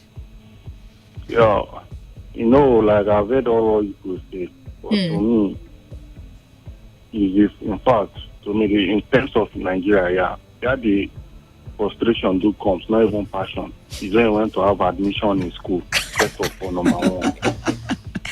Yes, when you want to have admission in school, because you applied for the school, we frustrate you and give another course. That one is a separate J, because that is not what I want to do. And that my friend that said that in your studio, that said that she has voice for talking. There are so many people that have voice that want to be journalists, but they have gone. But she just fortunate, God has blessed her. She has seen. Well, there are so many people that have not seen. Out of frustration, they go into other ventures. And in terms of Nigeria, how many people that survive through through passion? If you check the population, and most people that go into business, they are not going. Some people that are not really business too, but due to the frustration that they have not seen work, it's really work they want to work, but they go into business. So in terms of Nigeria, to me, it's not passion, it's the money. You have to survive, look for the money first in terms of passion. They are not in all those Western world that have already created the enabling environment for you to survive. Maybe if you read chemical engineering, you can come out and work in a company. But you apply in school, you apply for chemical engineering like my friend. They give you music. Oh my God. Just look at that. So all those things, man, frustration is high in terms of So that's why people don't look at the passion. It's not easy. If you go to the music industry, how many people? There are so many people in the streets that wants to sing, but due to that, they have not seen helper, they have not seen sponsors, they have not seen people. They dropped. All those people that have tried, yes, no doubt. There are people that have worked with passion, no doubt. That the passion has really helped them. They have not given up. They won't take her down. But the people that have done things out of frustration, out of that they are looking for money, and the percentage is high in Nigeria. That's all. Yeah, thank you very much. Thank you very much. Thank you very much. Okay, Marcus. And I want to add that it is this pursuit of money that's led to the society where we are today. It's because of this. Now, but when someone is actually in pursuit of his passion, then I strongly believe that you can achieve fulfillment. There's nothing You can wrong. avert some evil. Yes, of course. There's nothing wrong if, for instance, he gave an instance of one who actually applied for chemical engineering and then was given music in school to study. Okay, there's nothing wrong with the change, with you changing a career. There's nothing wrong with that. So, but what should guide you changing career or pursuing something or what you're doing is, do I have passion for this thing? Do I really love it? And if I actually love it, then I can go for it. Now, that does not mean that you may have immediate reward from that thing. No, it may not pay you immediately, but there will have to be a push, consistent push through the process. And it is when you've been able to push through the process that at the end of the day you'll be able to succeed at it, and then the money will then follow. Okay. But most persons go for the money first before thinking of passion tomorrow, which is not ideal. Yes, which is not ideal. Yes. But even in your passion, you need money to even push for it. For example, you're a fashion designer. Okay. Where are you going to get your fabrics from? How are you going to get your fabrics? How are you going to get your scissors? How are you going to get your sewing machine? How? Will you just having passion for sewing just bring it to you? Will you not buy it with money? When it goes bad, how would you repair it? Because people are saying, oh, passion. Like, money is not important here. Excuse you. No. I think we're misinterpreting the whole thing. Yeah, we're not I saying think so. We're not ruling out the fact that money is important. We're just saying that well, for me, I think that some youth pursue money and leave entirely things that have to do with that passion. Yeah. Now, true. while you have a passion, you can be up with other things that can give you money rather than ruling out completely your passion. Yeah. Because that passion of yours can be an avenue to even give job to other people. Okay. It's true. That passion of yours can be a means of providing employment to other people out there. Let's say I have a passion for designing clothes, and then I'm doing some other job, of course, that's going to avail me as much time as possible so I can develop my passion. And then while I am with that job, and then I'm developing on my passion, I am doing much for myself so I can get better at my passion. I can get better at my art. Yeah. And then I go ahead to open a shop and I get sewing machines, and then I have other people come and I teach them. Haven't I thought for other people? Now imagine that everybody rules on their passion and then leave what they love Just doing. like Where what are we I going to be? said. Don't forget that, right? So Okay. many people are looking for jobs out there. Very now, true. so many youth leave school and they come out and they don't have any job. Imagine that they don't have a passion at something else. Where do we stand with the whole job creation that we are hoping that the government is going to do for us if we are not doing so for ourselves? Now we have online vendors, we have people who make shoes, and we have people who Making the do world hair. a lot more easier. Yes, and all of that. Now you were talking about Abraham Maslow's hierarchy of needs. Let us not forget that it is based on human motivation. Now that's the word, motivation, right? Okay. Yeah. What can actually motivate you to do a job if you don't love that job? If it's not your passion. There are a whole lot of things that can motivate you. Which of course you say is the money. You say it's the money. There are apart from the money, a whole lot of things that will motivate you. Just like I said in the beginning, now you are beginning to see with Don't me. forget that motivation See thrives in happiness. Because I said motivation thrives in passion. happiness. Calm down. Don't forget that You remember- motivation thrives in happiness. Yeah. A whole lot of things can motivate you. Let's not get it twisted. But I said something in the beginning when she asked me a question. I said passion is not bad. I'm not saying it's not right or it's not good for you to pursue your passion. But yes, let's say your passion at the point or at the place where you find yourself at the moment, you don't have the ability or capacity to meet some other things that are actually also important. You can go get this other job. Okay. Make the money you want. Now, use those resources now to fund your passion. Even you're talking about the artists, the musicians. Do you know it's money to push songs? Do you know the cost? But first of all, they just have to go for their First of all, let's passion. take To this put call. something out there. First of all, let's take this call. And after this call, I think I'm just going to allow Dr. Umbo. Hello, good evening. Good evening. I'm enjoying all your discussion. Thank you. Your name and where you're calling from, please. I'm calling from Port Harcourt. Yeah. And your name is? Yeah? Your name. What is your name? Peter. Okay, Peter. Go ahead. Well, just like your first caller, an issue of passion. I mean, emotion. It just sounded emotional like that when he's saying for somebody to you desire to Study a course and they give you something else. and another, they give you another, and then that kind of thing kills the passion and all that. But I still have to let him know that before you even go to the school, it is passion that will take you to the school. And number one, not everybody motive. I think passion motive is attached to.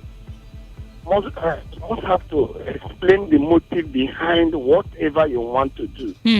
Why do you want to go to school? You want to go there because you want to be a graduate. Yes, you have the mind. You want to read geology, or you want to read education, and they give you another, or you want to read law, they give you another thing. It's still your passion that will make you, because one, if you say you will not fake it, you will not go at all. But it's still your passion that will push you to take whatever. Having that at the end of 4 years, by and large, I will develop my passion very well. So I look at passion as a moving flood. So long as the force is coming, there is nothing that will stop that flood not to jump anything that is before it. Anything that is before any moving flood, the flood will keep on gathering, no problem. It might delay some few minutes or some few hours. So long as the force is coming, the flood must have its way. That's how I look at passion. Okay. And then for anybody, young people, anybody who is looking and you think that passion is just because you have passion now, then whatever I fix my mind into. As soon as I put my mind, that thing that you even at the initial time have passion for can slow down. There is still something that will help you move on. Patience is there, endurance is there. You must have to endure some hard times. Things might not be rosy. It's still passion that will help you to endure that very particular moment. Okay. Until things begin to flow well. All right. Okay. I think that's what I can say. All right. Thank you very much. Keep on going. Okay. Thank you. Thank you so much. Okay, Dr. Umbo, Okay, I think we have a thank few you so minutes very much. to the top of the hour. Start Michael Faraday, the history surrounding the discovery or invention of electricity. Mm-hmm. He was privileged to have worked in the lab before he made discovery. Now, he was passionate about invention and he had the opportunity. I happen to have grown in a community where I know a family that are talented at doing things. But I'm talking to you today. Whenever I look at the family's history, I am always sad. I just wish they had the experience or they were this opportunity to be like Michael Faraday. I've seen a whole generation talent just wasted because they can stay in the home and they do a lot. There's nothing those guys can't do, and that's how it has wasted. Now that is number 2. Number 3. I'm talking about passion, money-driven, or career being money-driven or passion-driven. If, for instance, I'm a gospel artist, now I have developed a lot of time working. You now invite me to occasions, to crusade programs. I should come and minister. Do I ask you? I'm passionate about singing for God, isn't it? Mm-hmm. It's a calling. There's passion about it. Now, I'm invited to come for an occasion. Do I charge? Or I allow the organizers to give me what they have at we? Now, that's a place where passion has taken you to. Yeah. It's in your place. I'm coming now. I'm coming. So I think the issue of passion should be a separate. What you do to anything. If after you've developed yourself and you've raised some amount of money, then if you now transfer the wealth or the money to something else that is outside your career, to me, that is when you can now say, okay, passion is significant in the Nigerian context. Okay. But as far as I'm concerned, in Nigeria, whatever you want to do, money is a universal language. Even a child that is 1 year old, give him paper, give her money, you will see he will go towards money. Money speaks. Money breaks barrier. Money. Okay, so what are you saying now? That somebody who has passion, the scenario you gave, somebody's passion, if somebody's passion, which is singing, should not ask for money for the service he is rendering. Service now in quotes. Yeah. Service in quotes. My passion is singing, and I'm coming to provide you a service of singing to you. I shouldn't ask for money. That which I do for the purpose of earning a living is not passion. Really? Wow. I don't think, no. I disagree with that. No. I disagree with that. That is perspective. Okay, is that your point of view? Okay. Can I see something? Okay. While we were live, I got into a conversation here on my WhatsApp. I posted about what was happening. Okay. So a friend of mine said, I think passion is a driving force to anything. She said, I am an example. I wanted to do medicine. I love it, but I was passionate about teaching. I had passion too for wares. Said, then Uniport gave me a course, education to study. I was filled with joy. Yes. Then she said, she went further. She said, and bet me, even when people are saying it's stressful, I don't see it as much as stressful because this is what I love doing. This is what I find peace doing. This is what I get satisfaction doing. You can have all the money in the world. Okay. But there are so many people on this planet Earth that has died probably out of depression with all the money they've had in this world. She continued. She said, even when I delayed and everything, my skill kept on striving, and now I have no option than to go full time into what I have passion for. She continued. She said, I'm gradually seeing myself achieving my dreams. I don't really have a motivation. I am motivated by my passion and for what I do. Now she's into her fashion wears and she teaches to say, I am motivated by what I do. I can spend the whole day making clothes and everything. Now she has found actualization from her passion. And that is satisfactory life. Yes. Yeah. You can only be satisfied. Yes, for her. But Okay, all right, guys. I wish you guys so continue with this thing. Okay. There's a point I want to. Dr. Umbo, last words, because we have just 1 minute to go. Any activity you do that has to do with a financial dealings surrounding it, to me, that is not passion.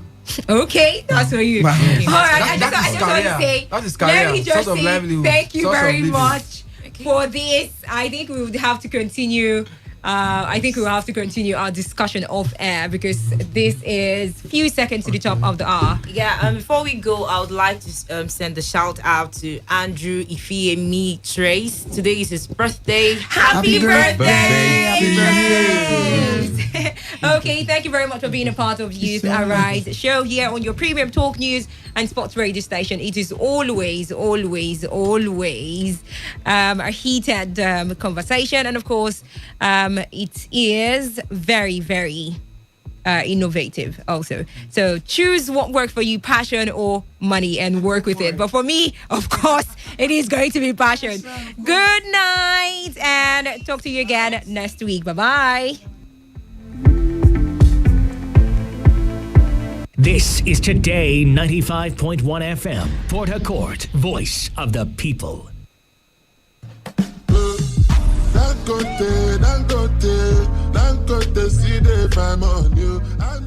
Hello. My name na Mary.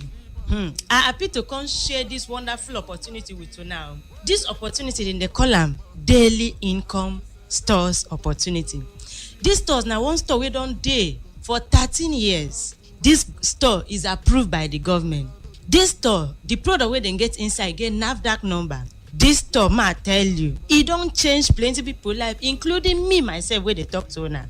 Yes, one day like this, I dey for my house. For radio now I hear am. We are just sit down dey think how my life wan be. I hear say if I shop one time, drop my account number, say as other people dey shop after me, na so I go begin dey get pay. I say, make I go try. I see say this shop they get product. Which kind of product they get? They get toothpaste. Where every day they go they shop, they know they tell me anything. Then they give me nylon bag where they write thank you.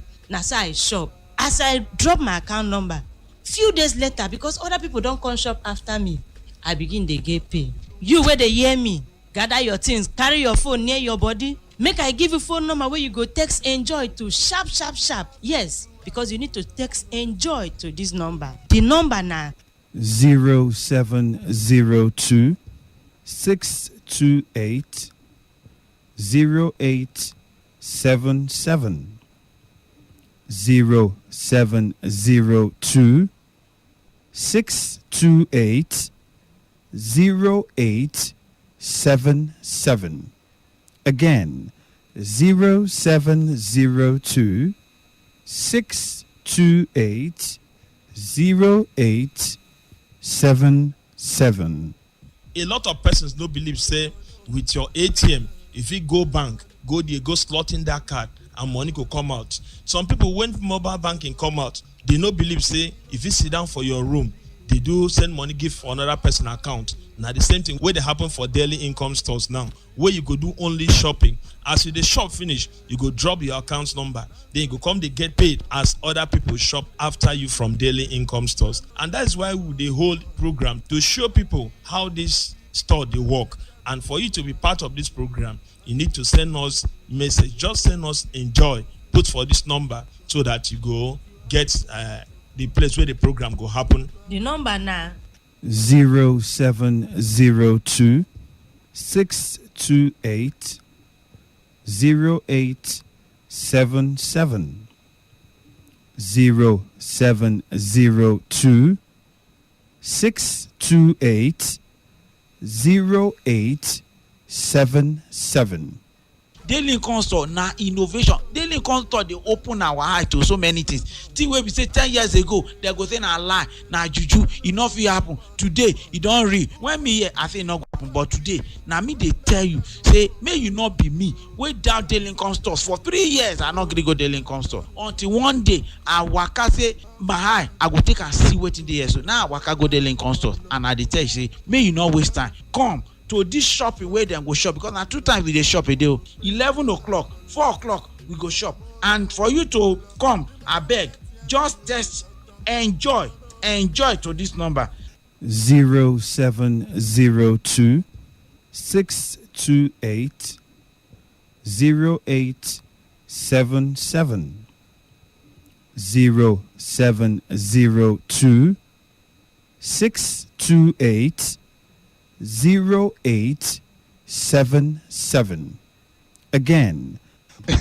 My people are the great because my life don't change. I go use service, I come back. I no get work. 1 year pass, 2 years pass, 3 years pass. Certificate don dey rotten for my hand. Now I can't hear Daily Income Stores radio. Now I can't say, oh boy, make I go see. After all, nothing I go lose. They no go force me, make I shop if I no want shop. Now after the program, I can't say, oh boy, na real. Now I can't shop soap, shop toothpaste, shop those things why they use. They there for hamper. I no forget to drop my account number. Surprisingly, as people come they shop after me, now I can't they get daily alert. So Daily Income Stores na real. We all the product where they store, it are NAFDAC certified. All the product where they store they sell, in a good product. So we dey use them every day.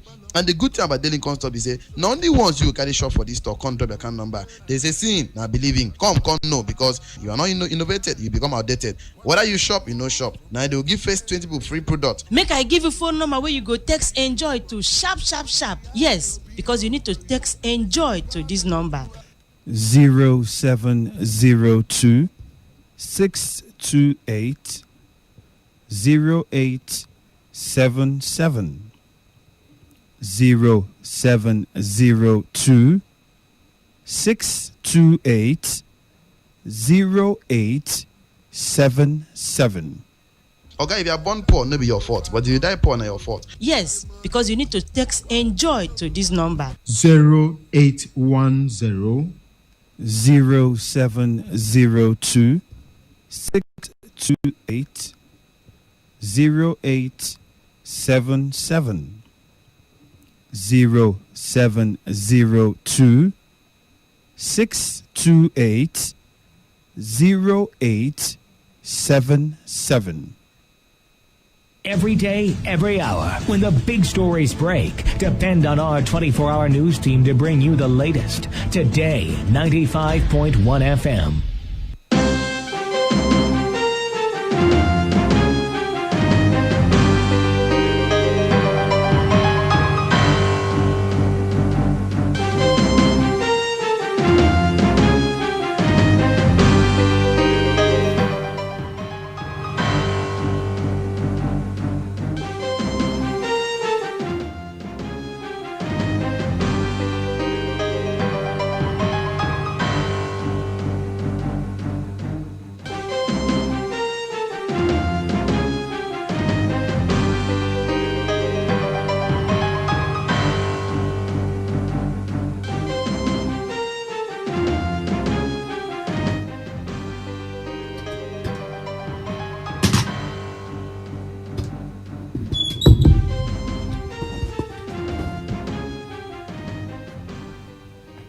All right, good evening and welcome to another edition of the Big Stories here on Today 95.1 FM.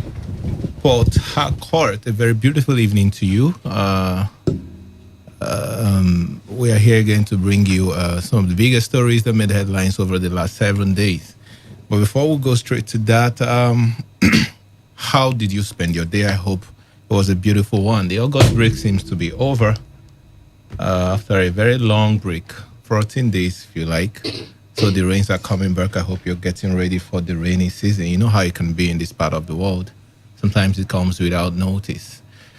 Last week, Tuesday, we had a very loud sigh of relief in the state when the story broke that the River State governor has disbanded the almighty task force on illegal roadside trading and motor parks.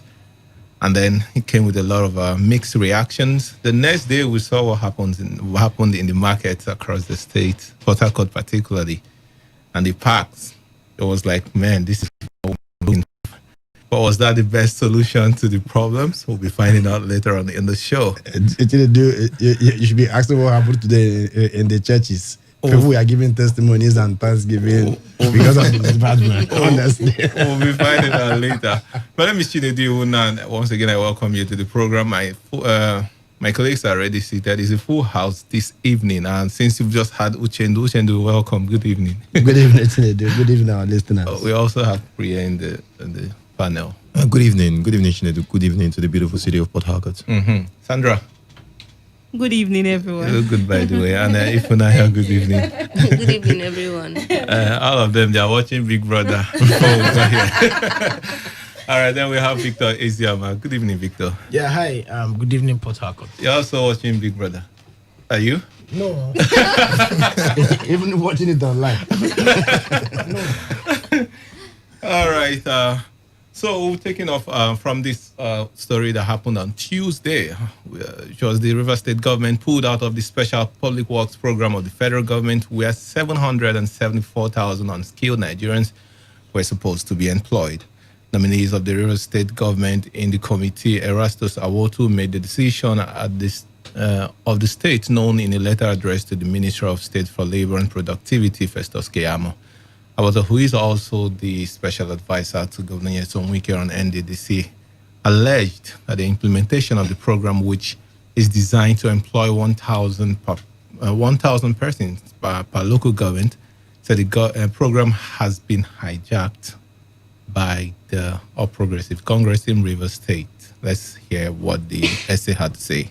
At the beginning, I think guidelines were set on how the slots to be shared, the various interest groups that are specified and contain or have representatives in the committee. Unfortunately, that is not being done by the committee. The guidelines are not being followed. The APC had even before now given out the forms to their members, and they are collecting those forms, and then at the end of the day, you submit those ones and say those are the shortlisted names. I find it very, very unconscionable. As the representative of the state governor, I won't be part of that kind of process where the populace will be made to apply for what is not available. It's an absolute scam. Absolute scam, really. But this is something that we could have seized this opportunity to allow the people who are indigent or the people who really need this thing to get it, irrespective of party affiliation. All right, and that was the essay on the essay to Governor Nyesom Wike on NDDC, speaking on the position of the state government on that program. But before then, the chairman of the Special Works Program Implementation or Selection Committee in Rivers State was in our studio, and this, is what he had to say about the relationship between the committee and the River State government. And the federal government program, out of his understanding, was able to bring in the representative of the governor. That means that the governor sits in the meeting of the selection committee. That's what it means. So there is no other thing that can show that we have partnership than that. We have a solid relationship. We are working with the state government. We are with the members of the committee represent different segments of society. Some of them are also network. They are taking us around. We are getting interface with government, relevant agencies. In the weeks ahead, we are going to do more of that because that's the essence of this publicity we have started on. I want to assure all of us that synergy with the government is not something we will undermine. Yeah, the synergy with the government is not something they will undermine. Uchendu, you have been following that particular program since it was launched in the state. And what can you tell us about this disagreement we are beginning to hear between the committee and the state government? I think the representative of Governor Nyesom Wike, I will say, he's too quick to on his allegation. I'm not holding brief for anybody. Just like you said, I've been following up. The disbursement of the form started on the 10th, and then it will end on the 24th. It is after it has ended, the selection will commence. It is after the selection they will shortlist names. Now he is saying it has been hijacked. the 40% given to the governor has been given to him. No one was missing. He did not say anyone was missing. His concern is members of the public who is supposed to have the form, that they are already sharing it among APC persons. How did you know? As the list, but with his position as the SA to the governor, and he, of course, is part of that committee. No, he is part of the committee. And remember, this form is not, they did not say, since we are having 1,000 in each local government, let the 1,000 form be given to each local government. No, you have as many form as. In fact, you can have like 10,000 form in one local government, because it's a form that you can use one for to copy 10,000 for one family or one. It is after the submission of the form that they will begin to select. You understand? So the 40% for governor has been given. The other ones, they throw it open. Both PDP. If you were here yesterday, you see the troop that came into this office to pick up their form. They are not. Are they sharing from here? Yes. The man dropped. He dropped some forms here and said, since we have been appearing here, if you need form, you can come to Today FM. Are they paying for that? Well, anyway, it could be the agreement with Today FM. So you can now see where I'm saying he's quick. He's quick to. By the way, there is no agreement. Anyway, there's no agreement. Anyway, that's why I say he's quick to have given that allegation. Should have waited. Those who are taking this form, they who have not discovered if they are only APC people. Even if APC people are the ones taking, this form is open to everybody. I've not seen where they say you are hiding the form. When the people came here, they used only one to photocopy as many as, and all of them collected, and they are submitting it to the head office. All right, so, Victor, at this point, why would you think the state government is raising alarm before? Okay, I understand what Uche has been the one following up on how the program is being implemented in Rivers State. But my concern really is, why should even the governor or anybody, have slots in the first place? If truly this is a transparent process, nobody should have slots. Slot is for everybody. Not even the chairman who is in charge of the process here in Rivers State. But the way it looks, if the governor has a slot, then you have to agree with me that the chairman and those who may have a hand in implementing that process, this policy of the federal government in Rivers State, also have slots. So which comes to the fact that it is actually not getting to those who really need this. Because as a matter of fact, yes, we may be here working as staff of Today FM, but we also have friends, relatives, associates who are not skilled and who are supposed to be beneficiaries of this policy. And I can tell you that I, for one, have not got a call or have not met anyone who has said that. I mean, in the process of doing the Empower registration or any of the NSIP policies of federal government, I have got to see people. I've seen a lot of people who said, oh, okay, I'm a beneficiary of Empower, I'm a beneficiary of this, and I'm a beneficiary of that. But this particular one, I have not seen anybody. And what bothers me really is, let us not shrug off the issues raised by the Rivers State government. If the Rivers State government is saying that they are not telling you that people are not collecting forms, if you listen to what they are saying, the claim is that yes, people are collecting forms, but the information they have is that they make it seem as if the process is a due process. But the reality is that it is not a due process, because they know the beneficiaries already, and we know this is a political a political settlement for those that fought for a certain political party. That is the position. No, wait. That is the position. You should be assuming. No, I'm not assuming. That is the position I'm taking. That is how politicians do. When things come to a state or to a local government, they try to look out for people that worked for the party first, and then they settled them. This is not justifying the Rivers State government. When the Rivers State government were giving palliatives, we were here also discussing the fact that there were PDP members who benefited from the palliatives. So this is a palliative from the federal government, and we know the party at the center. So if the PDP or the Rivers State government is saying that this thing is not going round, or is not getting to those that are supposed to get it, we should give it a benefit of the doubt and actually look at it. We do not say that in CAN there are no APC members. In the National Union of Road Transport Workers there are no APC members or PDP members. In different sectors, because they have different sectors, different stakeholders. So these people may have benefited from it, Chinedu. Well, I don't know if you have anything to say. Priya, basically, what is wrong with this sharing quota?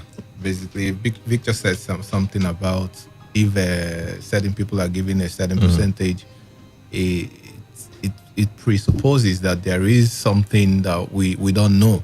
Yeah. Is there anything wrong in saying, maybe just for fairness, to ensure spread, say, okay, the governor, take this, make sure 40% of those I don't know how they are going to do it. Is there anything wrong, with that? There's so much wrong with the system, totally. But my biggest worry is that why is it that we're not hearing complaints from other states? We have 36 states of the federation, and we still have PDP governed states. Rivers State is not just the PDP state, not just the opposition in the country. We are not hearing calls from other states, but as it's this serious in Rivers State. So for me personally, I think the process should just go on. But we don't need to attach politics when we are doing things for the nation. It's about the nation here. How many percent of Nigerians are politicians? Can't carry members of political party. I mean, majority of persons I know, they don't swear any allegiance to any political party. It's basically them picking any candidate they want. So it's about a very few persons, a very minute few of political party stalwarts that will definitely benefit from this. We should not make all these things political, because majority of Nigerians don't swear allegiance to any political party. Well, in Rivers State, yeah, since we have a National Assembly, they are almost all from... But we are hearing that from National Assembly, there were certain... they were giving even ministers. Like yesterday... why should quotas be given? That is the issue. Quotas shouldn't be given to what if is to ensure spread? How do you ensure spread? Because if the Minister for Transportation yesterday said, my own quota, don't give me. Add it to the one you are giving to Rivers people. You understand? It should be about Rivers people and Nigeria. Add it to the one. Quota, for Christ's sake. They give minister, they give all National Assembly members. See, they give the governor. That's the issue. That's the issue that employment. That's one of the employment issues Nigeria have. For instance, you're doing NPC or NDDC employment, you share quota. Those that are abroad are coming back. For those that are really not in need of these things, when you check very well, you find out that some of these people are already employed. They're just looking for extra cash. So this quota stuff, it does not reduce unemployment. It causes more, because some persons are going to have double work, and then the money is base of Nigeria.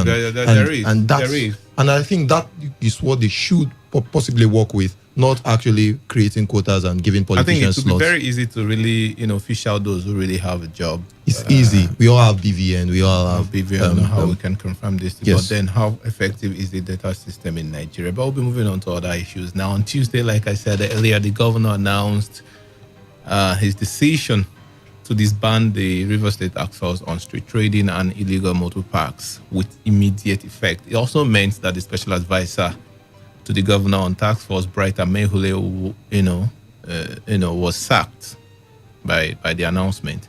It was contained in a statement issued by the Commissioner for Information and Communications, Paul Innocent, and who also directed that the dissolved task force return the operational vehicles and the identity cards to the office of the secretary to the state government not later than 4 p.m.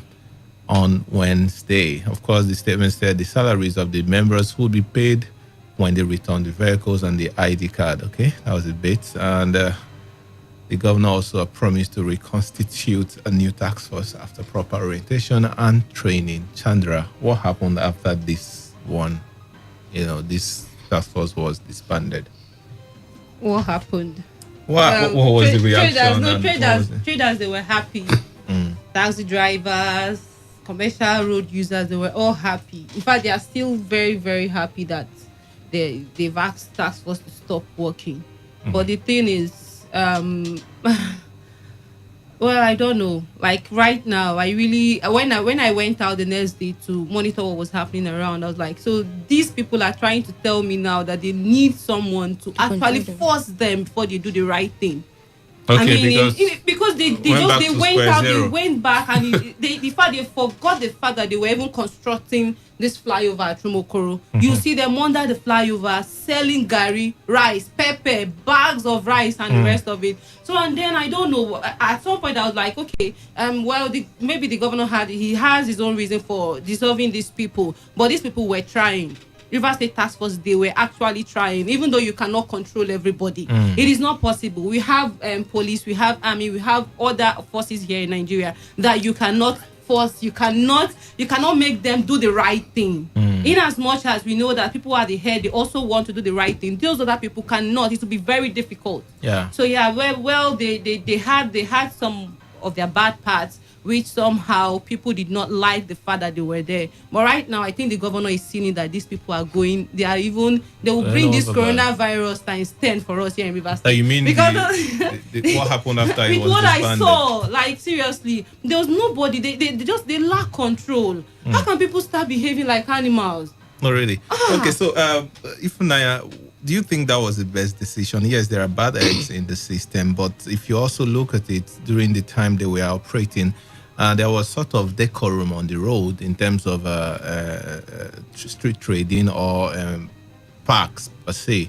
So we saw the effect to be that there was the traffic jam in most of these places were no more anymore. But do you think disbanding the task force was the best decision the governor would have taken, or which route would he have taken?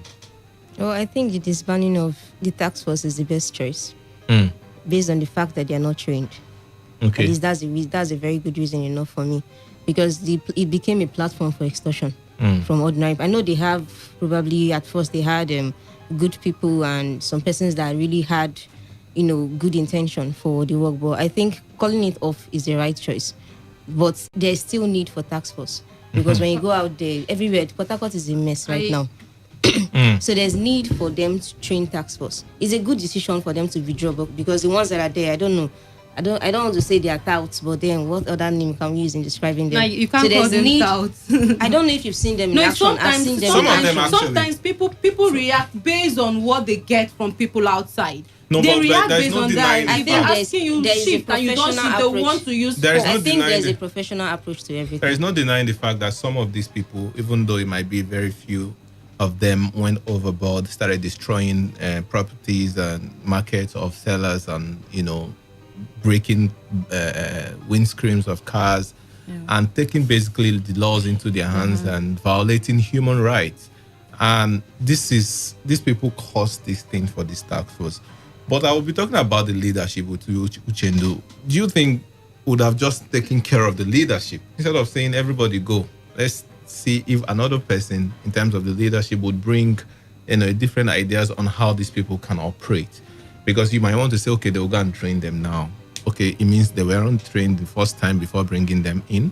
Or what is the guarantee that after this training, the same thing will not be repeating itself? Should we have taken care of it from the top?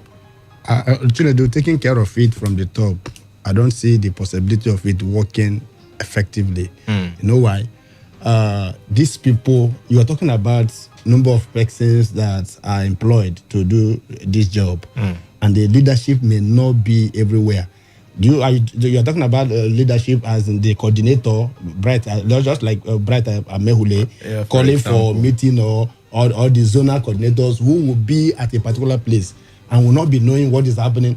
Do you know, after they were disbanded, when we approached some of them, they said, oh, it is not them that we are actually employed. It was people that later came and that was giving uniform. How? You begin to ask yourself, what actually is wrong with it? There are some persons that are, just like the state government said, that they need to go and train these people. So disbanding them all is the best thing. Let them go and train both the staffs and the coordinators or the leaders that will come now need to have the same orientation. Not giving the leaders, maybe you are talking about bringing new people that will be trained, and then they should go and then supervise untrained people. No, it wouldn't work. Okay. Let them train both the leaders that will come now and the followers. It will actually help, because, my brother, I just like I said earlier, if you see the number of thanksgiving and testimonies that went on in the churches today, you will actually know that these people have actually. And then I understand that the state government were trying to avoid the kind of clash between them and federal government. Okay. Federal government in the sense that police has been involved. Remember how many incidents that have involved police? But the police were withdrawn. Police were withdrawn. I'm talking about. Remember, it was alleged that a police officer attached to the task force that killed a police officer at Teneka.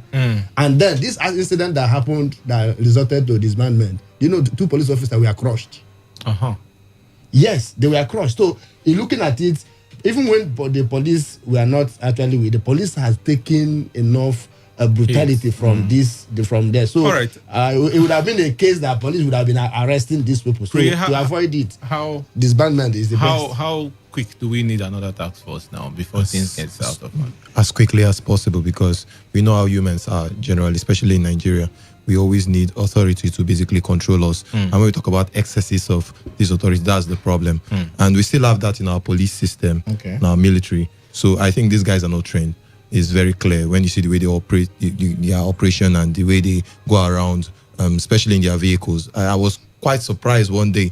We were actually complaining about the COVID-19 and the social distancing. I saw them in their vehicle and I asked myself, what is actually going on? These people are supposed to be more like role model, because they're actually moving across the states. So it's about training and retraining, basically. I think the state government needs to do a thorough training of these guys so that we can have an effective, I will not use the word task force, more like traffic control and street trading kind of. Task force look like more of a force, aggressive, and nation. That's the big problem. Like that to even succeed. Okay, we'll be moving on to other issues now. On Monday, the River State Governor Nyesom Wike, and of course, who is also the chairman of the PDP campaign council for Edo State governorship election, declared that there were plans to scuttle the Edo State governorship election on September 19, in a desperate effort to remove Governor Godwin Obaseki from office. Governor Wike, who said this while briefing newsmen in Government House in Port Harcourt, stated that the alleged plan is to scuttle the governorship election because the All Progressive Congress was scared of a free and fair contest. The statement made by the INEC chairman to say that if there's violence, they'll stop the election. In that case, you have played to the hand of the opposition, because what they want to do is to make sure there's no violence, where election will not hold. And then by 18th, by November, Obaseki's tenure would have ended. That is why they went at hell to do the illegal inauguration of their own Speaker of the House of Assembly. So they are not interested. They are not interested in the election. All they are interested to cut enough violence so that INEC can now depend on that violence and cancel the election or suspend the election. And then all the system. Because knowing fully well that if the election is suspended on September 19, according to them, as a result of violence, they cannot do the election again in September. October is on those elections. So they will give you the excuse, we are conducting on those elections. Then November, Abaseke's tenure would have ended. So you can see the whole calculation. Nothing will happen. Why are they so confident that nothing will happen? Why? Because to them, they have security on their side. But in a week's time, we believe, we'll roll out all their game plans as regards to security in this election. We'll roll out all their game plans with the security to rig this election. And because, we know the modus operandi of the security agencies in this country. When they want to play, when they want to perpetrate in rigging elections, we know what they do. And we have gotten enough intelligence, we have gathered enough intelligence on what they intend to do, and we can tell you, we'll scuttle it. We'll scuttle it. And I don't know why our people don't like to make a name. If I'm the IG, if I'm the chief of army staff, and other security agencies, I will use this election to say, look, we mean well for this country. In a week's time, that threat was made on Monday. So by tomorrow, we expect that the PDP will be releasing this game plan of the of the APC in the Edo State Governorship election. I was speaking. Remember the time of there was a time of CD. I have a CD we'll release. I raised it up and say, "We'll go. We are going to play this." Victor, is Governor Mike just playing politics, or is there any substance in the allegations he's making? Well, you never can tell. Politicians are very unpredictable. They are like a biscuit. You don't know where they will break, where they will crack. Actually, so you do not know when they are making a statement of fact, or they are just making claims. When I first got this report last week, I mean, it just got to me like the usual Governor Nyesom Wike that we know. He said in a week's time. So this week, we are expecting to see. He said he was going to roll out the game plans, the security strategy that the APC were allegedly going to explore during this Edo election. But regardless of the comments the governor made last week, I think it all comes down to action rather than just making comments. Anybody can talk. The governor, so many times in several fora, has come to talk about having intelligence reports, security reports about certain incidents. But this is going to be, he should go to Edo State and deliver the PDP, the APC, if you watch, are not talking so much. Yeah. You're not hearing so much from the APC camp. And for all I care, it's about who wins the September 7th election. September 7th is about is it 7th or 19th? It's about in 3 weeks' time. In a month's time. And until that election is done by INEC, I do not believe anything any politician says. Uchendu, on election days, the way we gauge a party that is winning is who is crying first. By the time I said there is no result sheet since morning, we have been waiting for a result sheet. It doesn't come. We just know that it seems they are losing. Is it what is happening here, or do you see this like playing on the intelligence of psychology of the people? Just like the governor is here with us, we have known him for so long. It looked like anytime he's first, raising alarm, something is up. Something is up. You can say that whenever he's raising alarm, something is up. But it is always to his advantage. So yes, at the end of the day, he achieves the result. Yeah. So we can sit down here, and talk down on the comments the governor made, and the ones he's going to make as the election the elections draws by. But I am saying that we can't take it for granted. No, we cannot. But I'm just saying from assessment. Anytime he raises alarm, in the end, you'll find out that he will be the one to benefit from it. So that's why he's a politician and a good one. So let's see that it is part of his strategy in political setting. So, but the one thing is that this election, there's a lot of people have raised fears of violence in the election. We also understand that Ondo State is having an election very soon. We are not hearing this type of heated argument that sometimes leads into violence, but really do hope that the election comes and goes peacefully and the right person emerges. We'll be moving on to other issues now. On Tuesday, the United States government donated over 200 ventilators to the federal government. The items were presented by the U.S. ambassador to Nigeria, Mary Bart Leonard, at the Abuja Premier Medical Warehouse. This comes 4 months after President Donald Trump promised to support the country with ventilators as the federal government battles the COVID-19 pandemic. Of course, that donation follows the promise he made after during a telephone conversation he had with President Muhammadu Buhari on his own request. Meanwhile, the Federal Executive Council approved the 8-point 9 billion naira for the purchase of 12 assorted items for COVID-19 testing by the Nigerian Center for Disease Control. Sandra, would you say that we are winning the war or the fight against COVID-19? Before you answer, we also understand by studies, even though it's not official, but by study, the numbers of cases are dropping even when we are having increased testing. So based on that, would you say we are winning?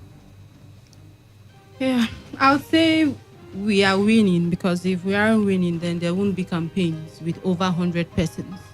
So I think for our federal government to allow campaigns to go on. No. They are winning and they are not telling us that they are winning. That's it. Yeah, for you to allow campaigns, for you to allow that people to gather that way, it means you are winning. And maybe we have to wait for you to tell us, because if you check on their chat, you see that Edo State comes before Rivers State even, and then the cases in Edo State keeps rising. So it means they are winning internally. But yes, we outside, we are yet to see them win. Yeah, but basically I feel, with the ventilators and everything, I think they brought out ventilators because maybe after the election they will realize that we've had so many cases of coronavirus, and the ventilator was the promise. It was a promise, but I'm happy that President. United States, and I'm happy that the president has actually he brought it at the right time, because if really this you're thing, expecting a surge in the cases, it's going to happen. Yeah, because it the campaign look at what is happening. People are gathering. People are. And just to add that a certain musician in the country was fined and prosecuted because he violated the COVID-19. That's the thing. And then I don't know what's happening in other states, especially in those states. Also fined. Yeah, but they say the law is for the poor people, and the big men make the law when whatever. I thought it was rule of law before now, so I don't know what is happening. You want to say something about these people now? I mean, would you say, like I asked her, do you think we are really getting grip of this fight? To be honest, I would say time will tell. I can't really say whether we are winning or not. I can't really say whether it's because we are testing more and we are not getting, more persons turning positive. I can't really tell, to be honest, because it seems Nigerians have moved on. Yeah, actually. And to be honest, I don't know if the NCDC have also slacked, because everybody's getting tired. But they're having increased testing. I mean, that is for sure that more people are getting tested and less cases compared to what it used to be in 2 months. 2 months ago, we used to have like 700 cases, having 800. Now we're having 400, 200, 300 sometimes. But anyway, the COVID-19 is still there, and we still have to obey all the protocols that have been outlined for us to obey. It's still a crime to really, or an offense rather, to really, not social distance. That regardless of what is really going on in other places, it remains an offense until that ban is lifted. I'd like to move to, I think we've stayed too much on Governor Nyesom Wike. I think he had a better part of last week. This one happened on Thursday, where he was lamenting that he is yet to receive the 78 billion. Why are you laughing? He needs the money. He was yet to receive the 78 billion refund from the federal government, even though it had been approved. Governor Wike, who wondered why the federal government has delayed in refunding the money, said the fund would be used to develop, of course, the state. The money they said they've approved for us, they have not given us. But I'm not worried. I've got not to work. So when most of them are saying that, these projects I'm doing, because they have given me money. My dear people, not 1 naira. Not what naira has been given. But it's our money. We don't owe them any duty to explain to them. If they give us the money, we'll use the money for the interest of our people. So don't mind them. Even they cannot say anything again. The level of development they have never seen before. So all they can do is propaganda. And let me tell you people, it is not correct that it was one person who did the project that they're refunding the money. It's not correct. Right from Dr. Peter Odley, Celeste Nobeya, Lotime Amechi, and the one I did. That's what the federal government is refunding. Yeah, I don't know why they are wasting time. But really, Victor, why we understand, by the way, that this money is not coming in cash. It will come as a promissory note. So we basically are not expecting cash. But why the delay? Well, that actually is probably one of the reasons why what informed the governor's decision to borrow money from Access Bank that was approved by the House of Assembly also last week to the tune of 18 billion naira. And before now, the Rivers State Executive Council had approved that sum for the construction of the fourth flyover and some major road constructions within the Port Harcourt metropolis. As a matter of fact, when that fund was approved, while I was talking to some of those in the industry, some analysts of the record, and they told me that yes, the federal government may have approved, but it doesn't mean that that fund may be released to this administration. Okay. Yes, and that the federal government can approve it, but it could be released to the next administration. If the governor is lucky, he could get it. Why approve it when you are now ready? Well, this fund, as a matter of fact, had been a source of controversy since the former administration came in. And the former governor Rotimi Amechi had been pursuing recovery of this particular fund, but they were not refunded until now, when this current administration decided to approve the refund. But it's a process, and then you cannot rule out politics. But what I can say is, from what the governor is currently doing in terms of infrastructural development, I think if those funds, or if that particular 78 billion naira is released to him at this point, he will have something to do with it. I don't think he would have even gone ahead with that 18 billion if he had gotten this 78 billion. So in all of this country, in the entire world, we know that COVID-19 has caused a lot of economic damage, sort of. So, and if you look at the manner in which that fund is supposed to be paid back, the 18 billion naira is supposed to be through the internal generated revenue. So it means that Rivers State is actually not losing anything. But if he had gotten this 78 billion, I doubt if he had gone ahead, if he would have gone ahead to borrow this 18 billion naira. So it's not out of place that he's borrowing money, but I am also concerned, just like the governor, as to why the 78 billion naira has not been, paid into the state account. So we can't rule out politics, Uchendu. We can't rule out politics from the delay in the disbursement, because when the news came in, there was a lot of frenzy. Even the governor did a personal letter to the president and thanking him for doing that. And even the presidential spokesman, Femi Adesina, had to do a piece on that, praising his boss for doing that. It was a lot of accolades for the president, but I'm surprised, the governor is surprised that the process of releasing the fund to the state is still ongoing, I want to believe. Do you see politics in that? Where I would have said politics is in, I think has got. There's no way they will release the money. This money has been released. Not like it has not been released. No, it has been approved. This money has been approved. You can't say, just like what happened last time when, like what Victor said, a former governor was pursuing this money. It wasn't given any attention at all.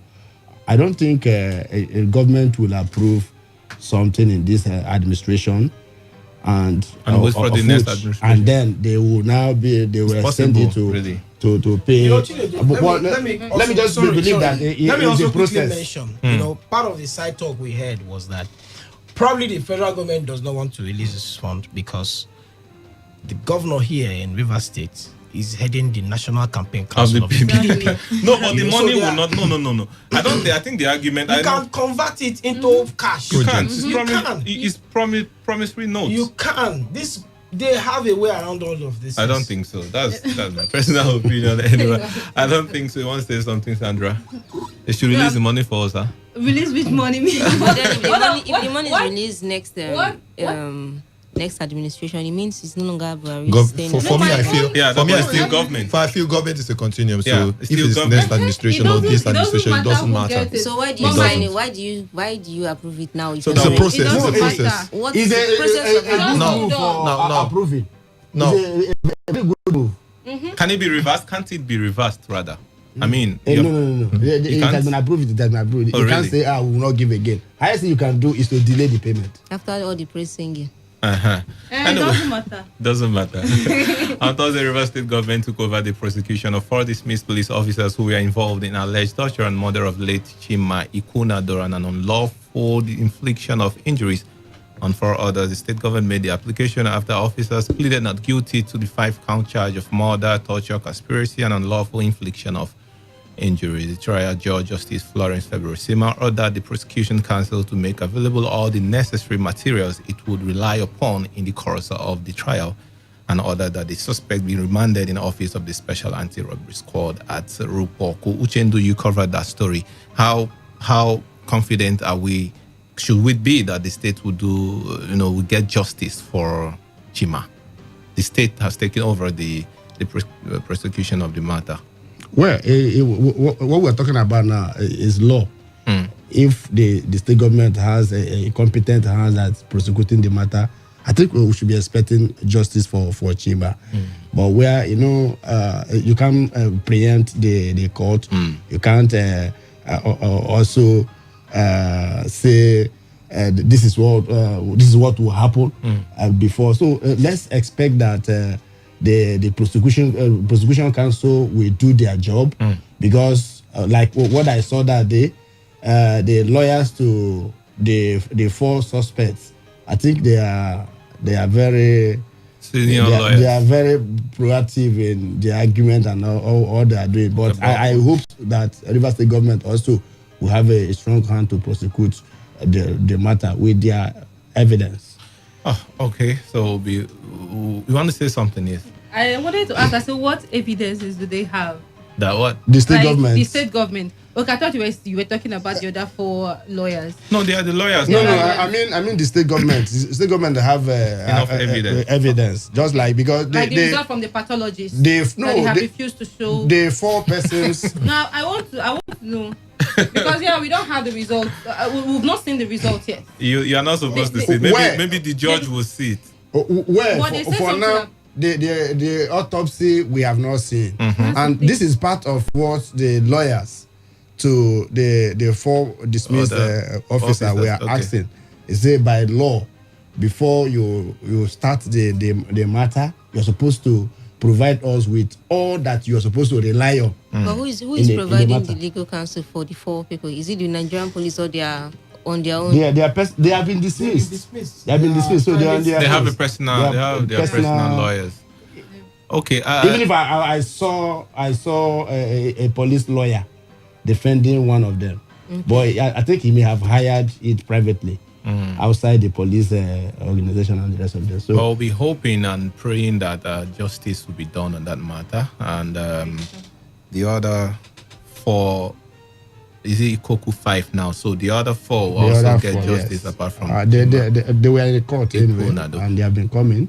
All right. So on that note, we've come to the end of today's edition of the Big Stories. I really do hope you enjoyed it. It was produced by Stella Sasongo. She is not here incidentally today. So we do hope to reach you again next week. But until then, do not forget, take responsibility, wash your hands frequently with soap under running water, and avoid touching your hard surfaces to prevent coronavirus. Stay away from trouble. Don't do drugs. We'll see you next week, God willing. Good evening.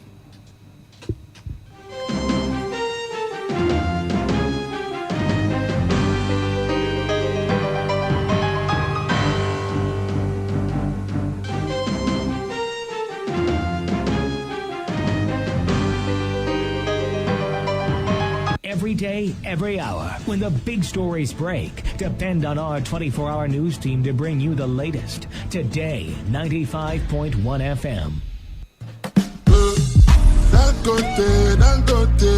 Dangote, see the fame on you. Hello. My name na Mary. I happy to come share this wonderful opportunity with you now. This opportunity in the column daily income stores opportunity. This stores na one store wey don dey for 13 years. This store is approved by the government. This store, the product wey dem get inside get NAFDAC number. This store, ma tell you, e don change plenty people life, including me myself wey dey talk to una. Yes, one day like this, I dey for my house. For radio now I hear am. Where I just sit down dey think how my life wan be. I hear say if I shop one time, drop my account number, say as other people dey shop after me, na so I go begin dey get pay. I say, make I go try. I see say this shop dey get product. Which kind product dem get? Dem get toothpaste. Where every day I dey go dey shop, they no dey tell me anything. Then they give me nylon bag wey dem write thank you. Na so I shop. As I drop my account number, few days later, because other people don come shop after me, I begin dey get pay. You wey dey hear me, gather your things, carry your phone near your body. Make I give you phone number where you go text enjoy to sharp. Yes, because you need to text enjoy to this number. The number na 0802 659 0007. 0802 659 0007. And one more time, 0802 659 0007. A lot of persons no believe say with your ATM, if you go bank, go there, go slot in that card and money go come out. Some people when mobile banking come out, they no believe say if you sit down for your room, they do send money give for another person account. Now the same thing where they happen for daily income stores now, where you go do only shopping. As you the shop finish, you go drop your account number, then you go come they get paid as other people shop after you from daily income stores. And that's why we the whole program to show people how this store they work. And for you to be part of this program, you need to send us message. Just send us enjoy, put for this number so that you go get the place where the program 0007 0802 659 0007. And one more time, 0802 659 0007. The time na 11 a.m. and 4 p.m. Just text enjoy. Daily income store na innovation. Daily income store dey open our eye to so many things. Thing wey be say 10 years ago dem go say na lie, na juju, e no fit happen. Today e don real. When me hear I say e no go happen, but today na me dey tell you say make you no be me wey down daily income stores for 3 years. I no gree go daily income store until one day I waka say my eye I go take and see wetin dey here. So now I waka go daily income store and I dey tell you say make you no waste time. Come to this shopping where dem go shop, because na 2 times we dey shop a day. 11 o'clock, 4 o'clock we go shop. And for you to come, abeg just text enjoy to this number 0802 659 0007. 0802 659 0007. And one more time, 0802 659 0007. My people, I dey greet because my life don't change. I go use service, I come back. I no get work. 1 year pass, 2 years pass, 3 years pass. Certificate don dey rotten for my hand. Now I can't hear daily income stores radio. Now I can't say, oh boy, make I go see. After all, nothing I go lose. They no go force me, make I shop if I no want shop. Now after the program, I can't say, oh boy, na real. Now I can't shop soap, shop toothpaste, shop those things why they use. It there for hamper. I no forget to drop my account number. Surprisingly, as people come they shop after me, now I can't they get daily alert. So daily income stores na real. We all the product where they store, either an NAFDAC certified. All the product where they store they sell in a good product. So we dey use them every day. And the good thing about daily income store is say not only once you carry shop for this store, come drop your account number. They say seeing now believing. Come no, because you are not innovated, you become outdated. Whether you shop, you no shop. Now they will give first 20 people free product. Make I give you phone number where you go text enjoy to sharp. Yes, because you need to text enjoy to this number. The number na 0802 659 0007.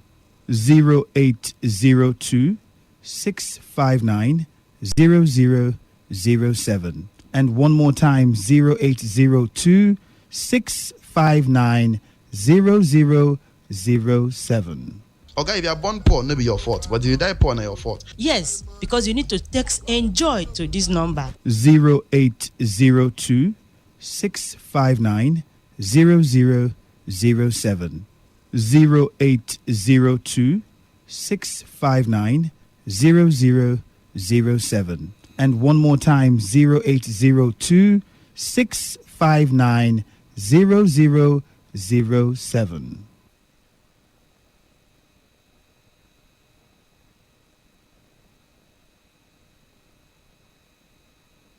This is Today 95.1 FM, Port Harcourt, voice of the people. Port Harcourt, are you ready? Today 95.1 FM, the voice of the people. This is Today 95.1 FM. To copy this tune, press 9. This is Today 95.1 FM. For current news and information, press 5. They are politicians, all of them. They know what they do. So they know how they attack each other. To stay connected all day, press 1. The person who raised the name is the one who made the public know about. Good afternoon and welcome to the World News on your Premium Talk Radio station. We are your Premium Talk Radio station. Today 95.1 FM, the station with a unique dial.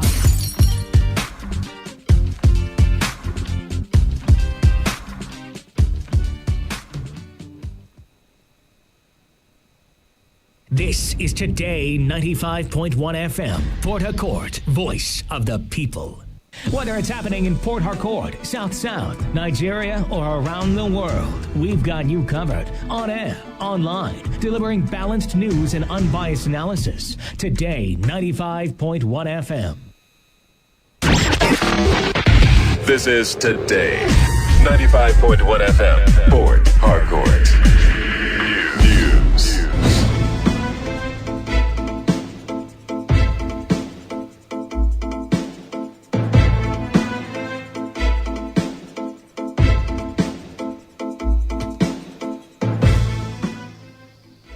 Good evening. This is the World News on your Premium Talk Radio. Today, 95.1 FM, Port Harcourt. I am Success David. In the headlines, Serap advises President Muhammadu Buhari to direct Minister of Information and Communication to withdraw recently reviewed NBC code.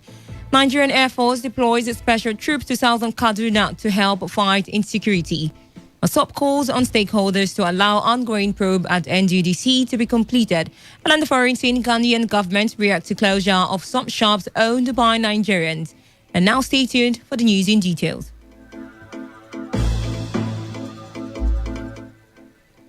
Socio-Economic Rights and Accountability Project has sent an open letter to President Muhammadu Buhari urging him to urgently direct the Minister of Information and Culture, Lai Mohammed, and the National Broadcasting Commission to withdraw what they described as the illegal broadcasting code and memo. The recently reviewed NBC code threatens to sanction any broadcast that denigrates, disrespects, insults, and abuses presidents, governors, lawmakers, and other elders and leaders in authority.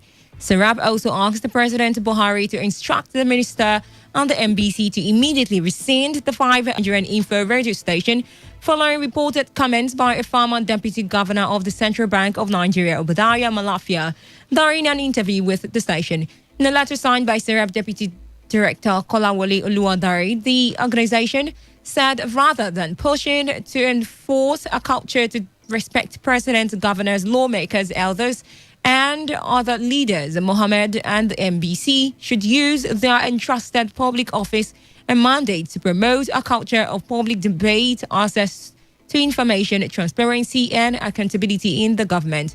It said nothing can be more destructive to people's exercise of basic human rights and to democratic politics than the suppression of the media and media freedom. The Nigerian Air Force has deployed special troops to communities in South Kaduna to help in the fight against insecurity in the area. This comes a few days after special forces approved by the Defense Headquarters arrived in southern Kaduna to restore peace in the area. The Air Officer Commanding of the Nigerian Air Force, Air Vice Marshal Musa Mokhtar, who addressed the troops before their departure, advised the troops, amongst other things, to respect the human rights of the community members. If you recall that just a couple of days back, contingent of the DSP Special Forces were also moved to Southern Kaduna. So this is just an element to support them. My call and appeal to them is to avail us with all privileged information that is really genuine.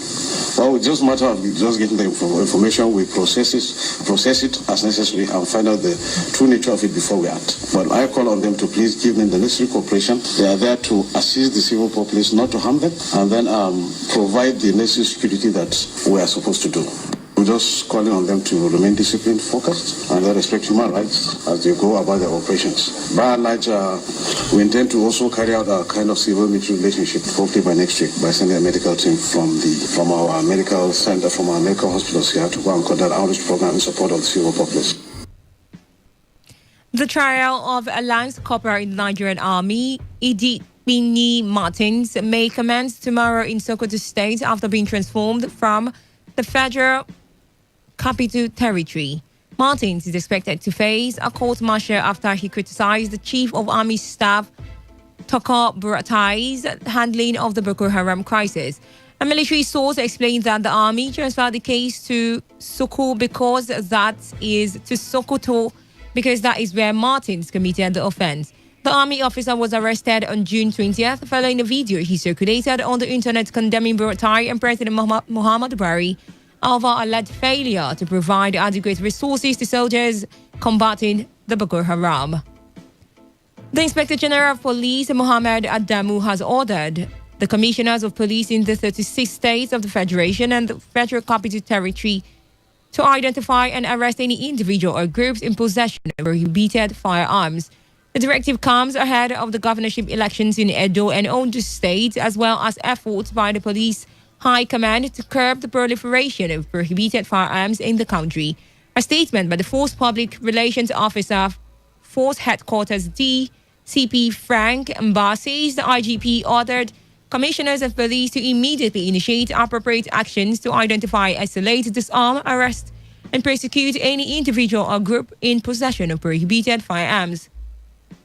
Mba said that the directive has become necessary against the backdrop of the deliberate arming and movement of political thugs and other criminal elements across the country. According to the statement, commissioners of police in all the states of the Federation and the FCT have been directed to immediately convene an enlightenment meeting of all vigilante groups and quasi-security outfits spread across the country in order to ensure that their activities are in conformity with the extant laws guiding their establishment and operations. The statement further added that the IGP, while observing that several civil groups, vigilantes, quasi-state and regional security outfits under various guises are arming themselves with prohibited firearms and weapons in contravention of the provisions of the Firearms Act, note that the trend, if unchecked, will pose a serious threat to the national security.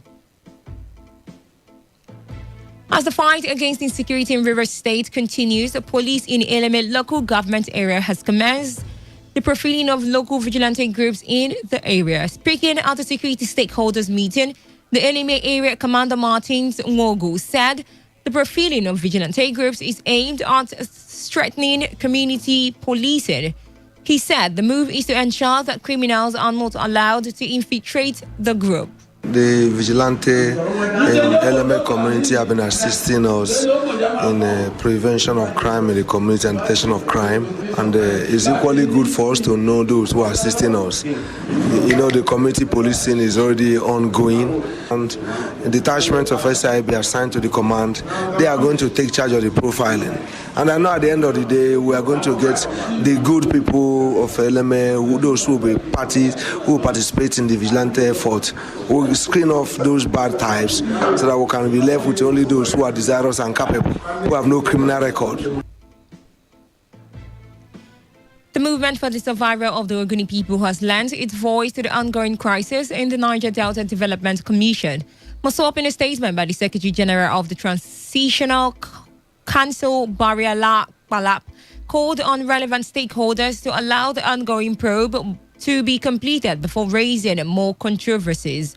The Ogoni Group made the assertion following allegations against one of the members of the Interim Management Committee, Caroline Nagbo, about the embezzlement. Mossop in the statement noted that the accusation is already generating tension in Ogoni land and, if not properly managed, may escalate into a serious crisis that may be difficult to handle. It's noted that the issue of NGDC is not Ogoni specific and should not be a matter that should tear Ogoni people apart, adding that Nagbo has consistently insisted on her innocence. The statement also reiterated that Mossab has not endorsed or made fresh nominations with regard to Ogoni representation on the organs of High Prep. Meanwhile, the Senate Committee on Ethics, Privileges and Public Petition says it does not have enough information to commence the probe of senators indicted in the alleged contract scam at the Niger Delta Development Commission.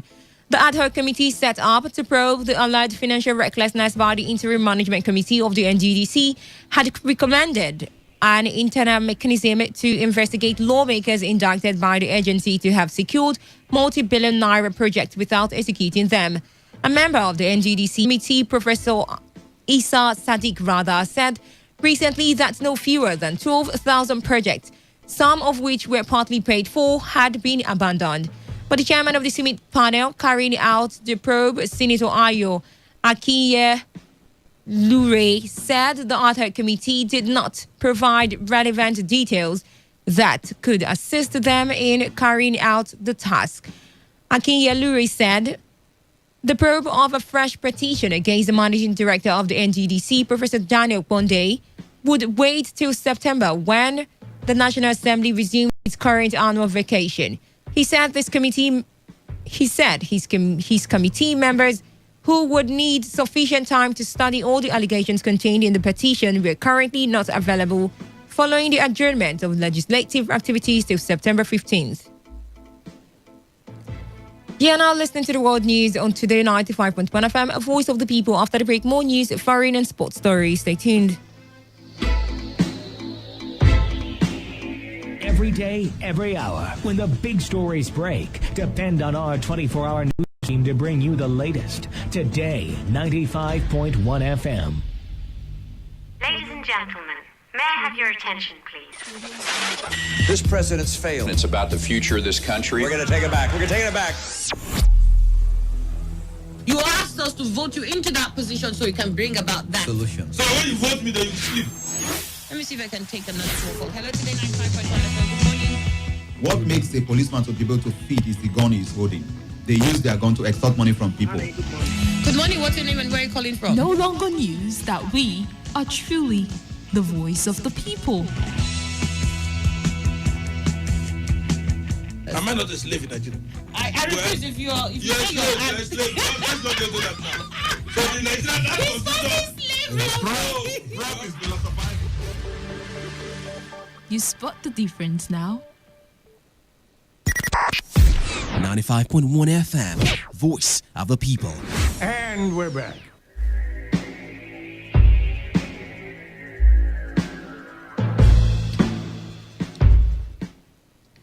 You're still listening to the World News on your premium talk radio. Today 95.1 FM, Port Harcourt. Now to the rest of the stories. The Nigerian Port Authority has announced the berthing of the biggest container vessel to ever dock at a Nigerian port. General Manager Corporate and Strategic Communications Adams Jatto made the announcement in a statement. Jatto said the Maersk Line Stadhorn vessel with length overall of 300 meters, width of 48 meters, was received at the Federal Ocean Terminal in Onne River State. He added that the vessel was a flagship from Singapore.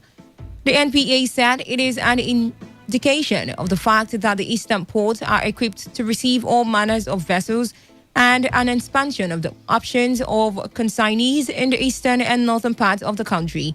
The management of NPA, according to the statement, also appreciated all stakeholders at the Onne port for their cooperation towards seeing that the vessel berthed safely without any challenge, and also assured that the NPA was committed to ensuring that all ports in Nigeria worked optimally, with Nigeria being the economic hub of the West African sub-region. And on the foreign scene, the Ghanaian government has reacted to the closure of some shops owned by Nigerians based in the country. President of the Nigerian Traders Union in Ghana, Chukwuemeka Naji, said shops belonging to Nigerians in Accra were locked up by the Ghanaian authorities who demanded evidence of their Ghana Investment Promotion Council registration. Naji, who said the humiliation of Nigerians in Ghana is getting out of hand, called for the intervention of the Nigerian government. But head of the communications in the country's trade ministry, Boakwe Boateng, said it would be unfair of the Nigerian traders to complain of insensitivity. He said the traders who have been served notice over a year were pardoned in December following the intervention of the president Nana Akufo-Addo, after which they were given the opportunity to regularize their document and submit its verification, which he said has not been done. He said it is very surprising for the traders to say the government of Ghana have not given them enough time. Zimbabwe's government has dismissed a letter by Roman Catholic bishops highlighting corruption, poverty, and human rights abuses. Information Secretary Nick Mangwana said there is no crisis in the country, political or otherwise. He accused the Zimbabwe Catholic Bishops' Conference of joining groups seeking to manufacture crisis. The bishops had called for an urgent resolution to the country's economic and political challenges. Zimbabweans have been protesting against alleged government corruption and a deepening economic crisis with inflation running at more than 700%. President Emerson Mnangagwa has, however, blamed his political opponents of working with foreigners to try to destabilize the country. Tens of thousands of opponents of Belarusian President Alexander Lukashenko have gathered in Minsk to protest against disputed elections. The protest sparked the March for Freedom in the center of the capital comes amidst growing anger over alleged poll rigging and police violence at subsequent protests. Meanwhile, in an address to a smaller crowd of several thousand, Lukashenko blasted opponents as rats, calling on his supporters to defend that country and independence. The rival rallies were taking place after Russia agreed to offer security assistance in the case of external military threats to Belarus after Lukashenko, spoke to President Vladimir Putin twice over the weekend. And in sport, there are indications that Barcelona manager Quique Setien would be sacked tomorrow, and Netherlands coach Ronald Koeman could be the man to replace him. La Liga runners-up Barcelona were humiliated in an 8-2 loss to Bayern Munich as they crashed out of the Champions League at the quarter-final stage on Friday. Setien was hired as Ernesto Valverde's replacement in January. However, he failed to lead his side to a trophy in 2019 to 2020. Spanish football expert Guillem Balig says former Tottenham manager Mauricio Pochettino has been approached, but ex-Barca player Koeman would be a more popular choice. And now to NG News, here is a summary of the major stories. Sarab has advised President Muhammadu Buhari to direct the Minister of Information and Communications, Lai Mohammed, to withdraw the recently reviewed NBC Code. The Nigerian Air Force has deployed special troops to southern Kaduna to help fight rising insecurity in the area. In the news, you heard that Mossab has called on stakeholders to allow the ongoing probe at the NGDC to be completed before raising more controversies. And on the foreign scene, we told you that the Ghanaian government has reacted to the closure of some shops owned by Nigerians in the country. And now that was the news as edited by Chinedu Iwuna. For comments and inquiries, please call 081-5341-8657 or 081-4434-3502 or send your emails to news@todayfmlive.com. You can also read our stories on www.todayfmlive.com. Do not forget to take responsibility, wash your hands frequently with soap under running water. Avoid touching your face and high contact surfaces to prevent the spread of coronavirus. I am Success David. Good evening and have yourself a great night rest.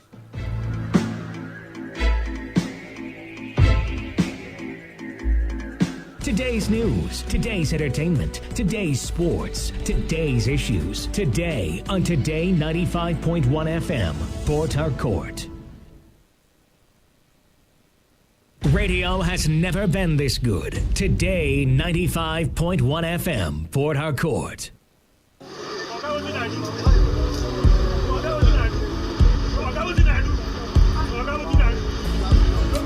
I am a proud Nigerian. I have been placed here by God for a time such as this. The degradation, challenges, and problems faced by Nigeria are the perfect backdrop for me to develop and utilize my God-given potential.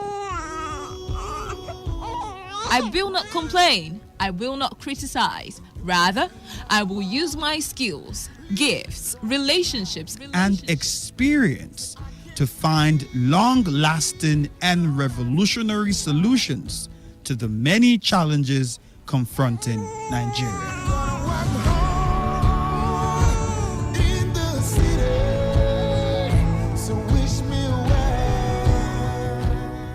Nigeria will rise again. Because I am here, I will leave this nation a better place than I met it. I will work to make Nigeria a praise on the earth.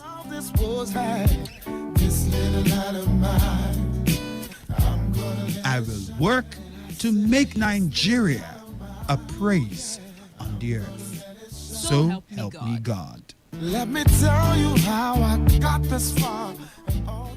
This message is brought to you by Today 95.1 FM, Voice of the People.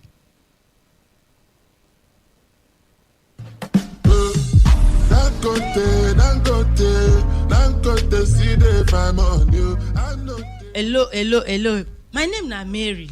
I happy to come share this wonderful opportunity with you now. This opportunity in the column daily income stores opportunity. This store na one store wey don dey for 13 years. This store is approved by the government. This store, the product wey dem get inside get NAFDAC number. This store, ma tell you, e don change plenty people life, including me myself wey dey talk to una.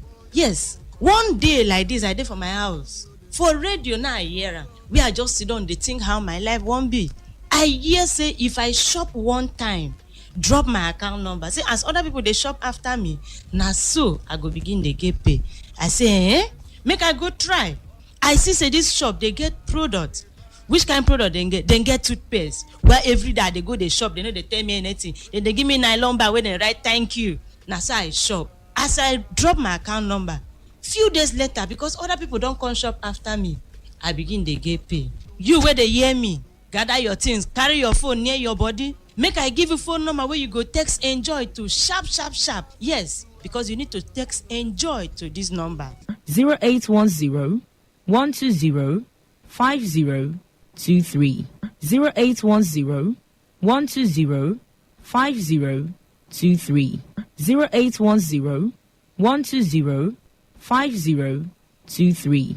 A lot of persons no believe say with your ATM, if you go bank, go there, go slot in that card and money go come out. Some people when mobile banking come out, they no believe say if you sit down for your room, they do send money give for another person account. Now the same thing where they happen for daily income stores now, where you go do only shopping. As you the shop finish, you go drop your account number, then you go come they get paid as other people shop after you from daily income stores. And that's why they hold program to show people how this store they work, and for you to be part of this the place where the program go happen. The number now 0810 120 50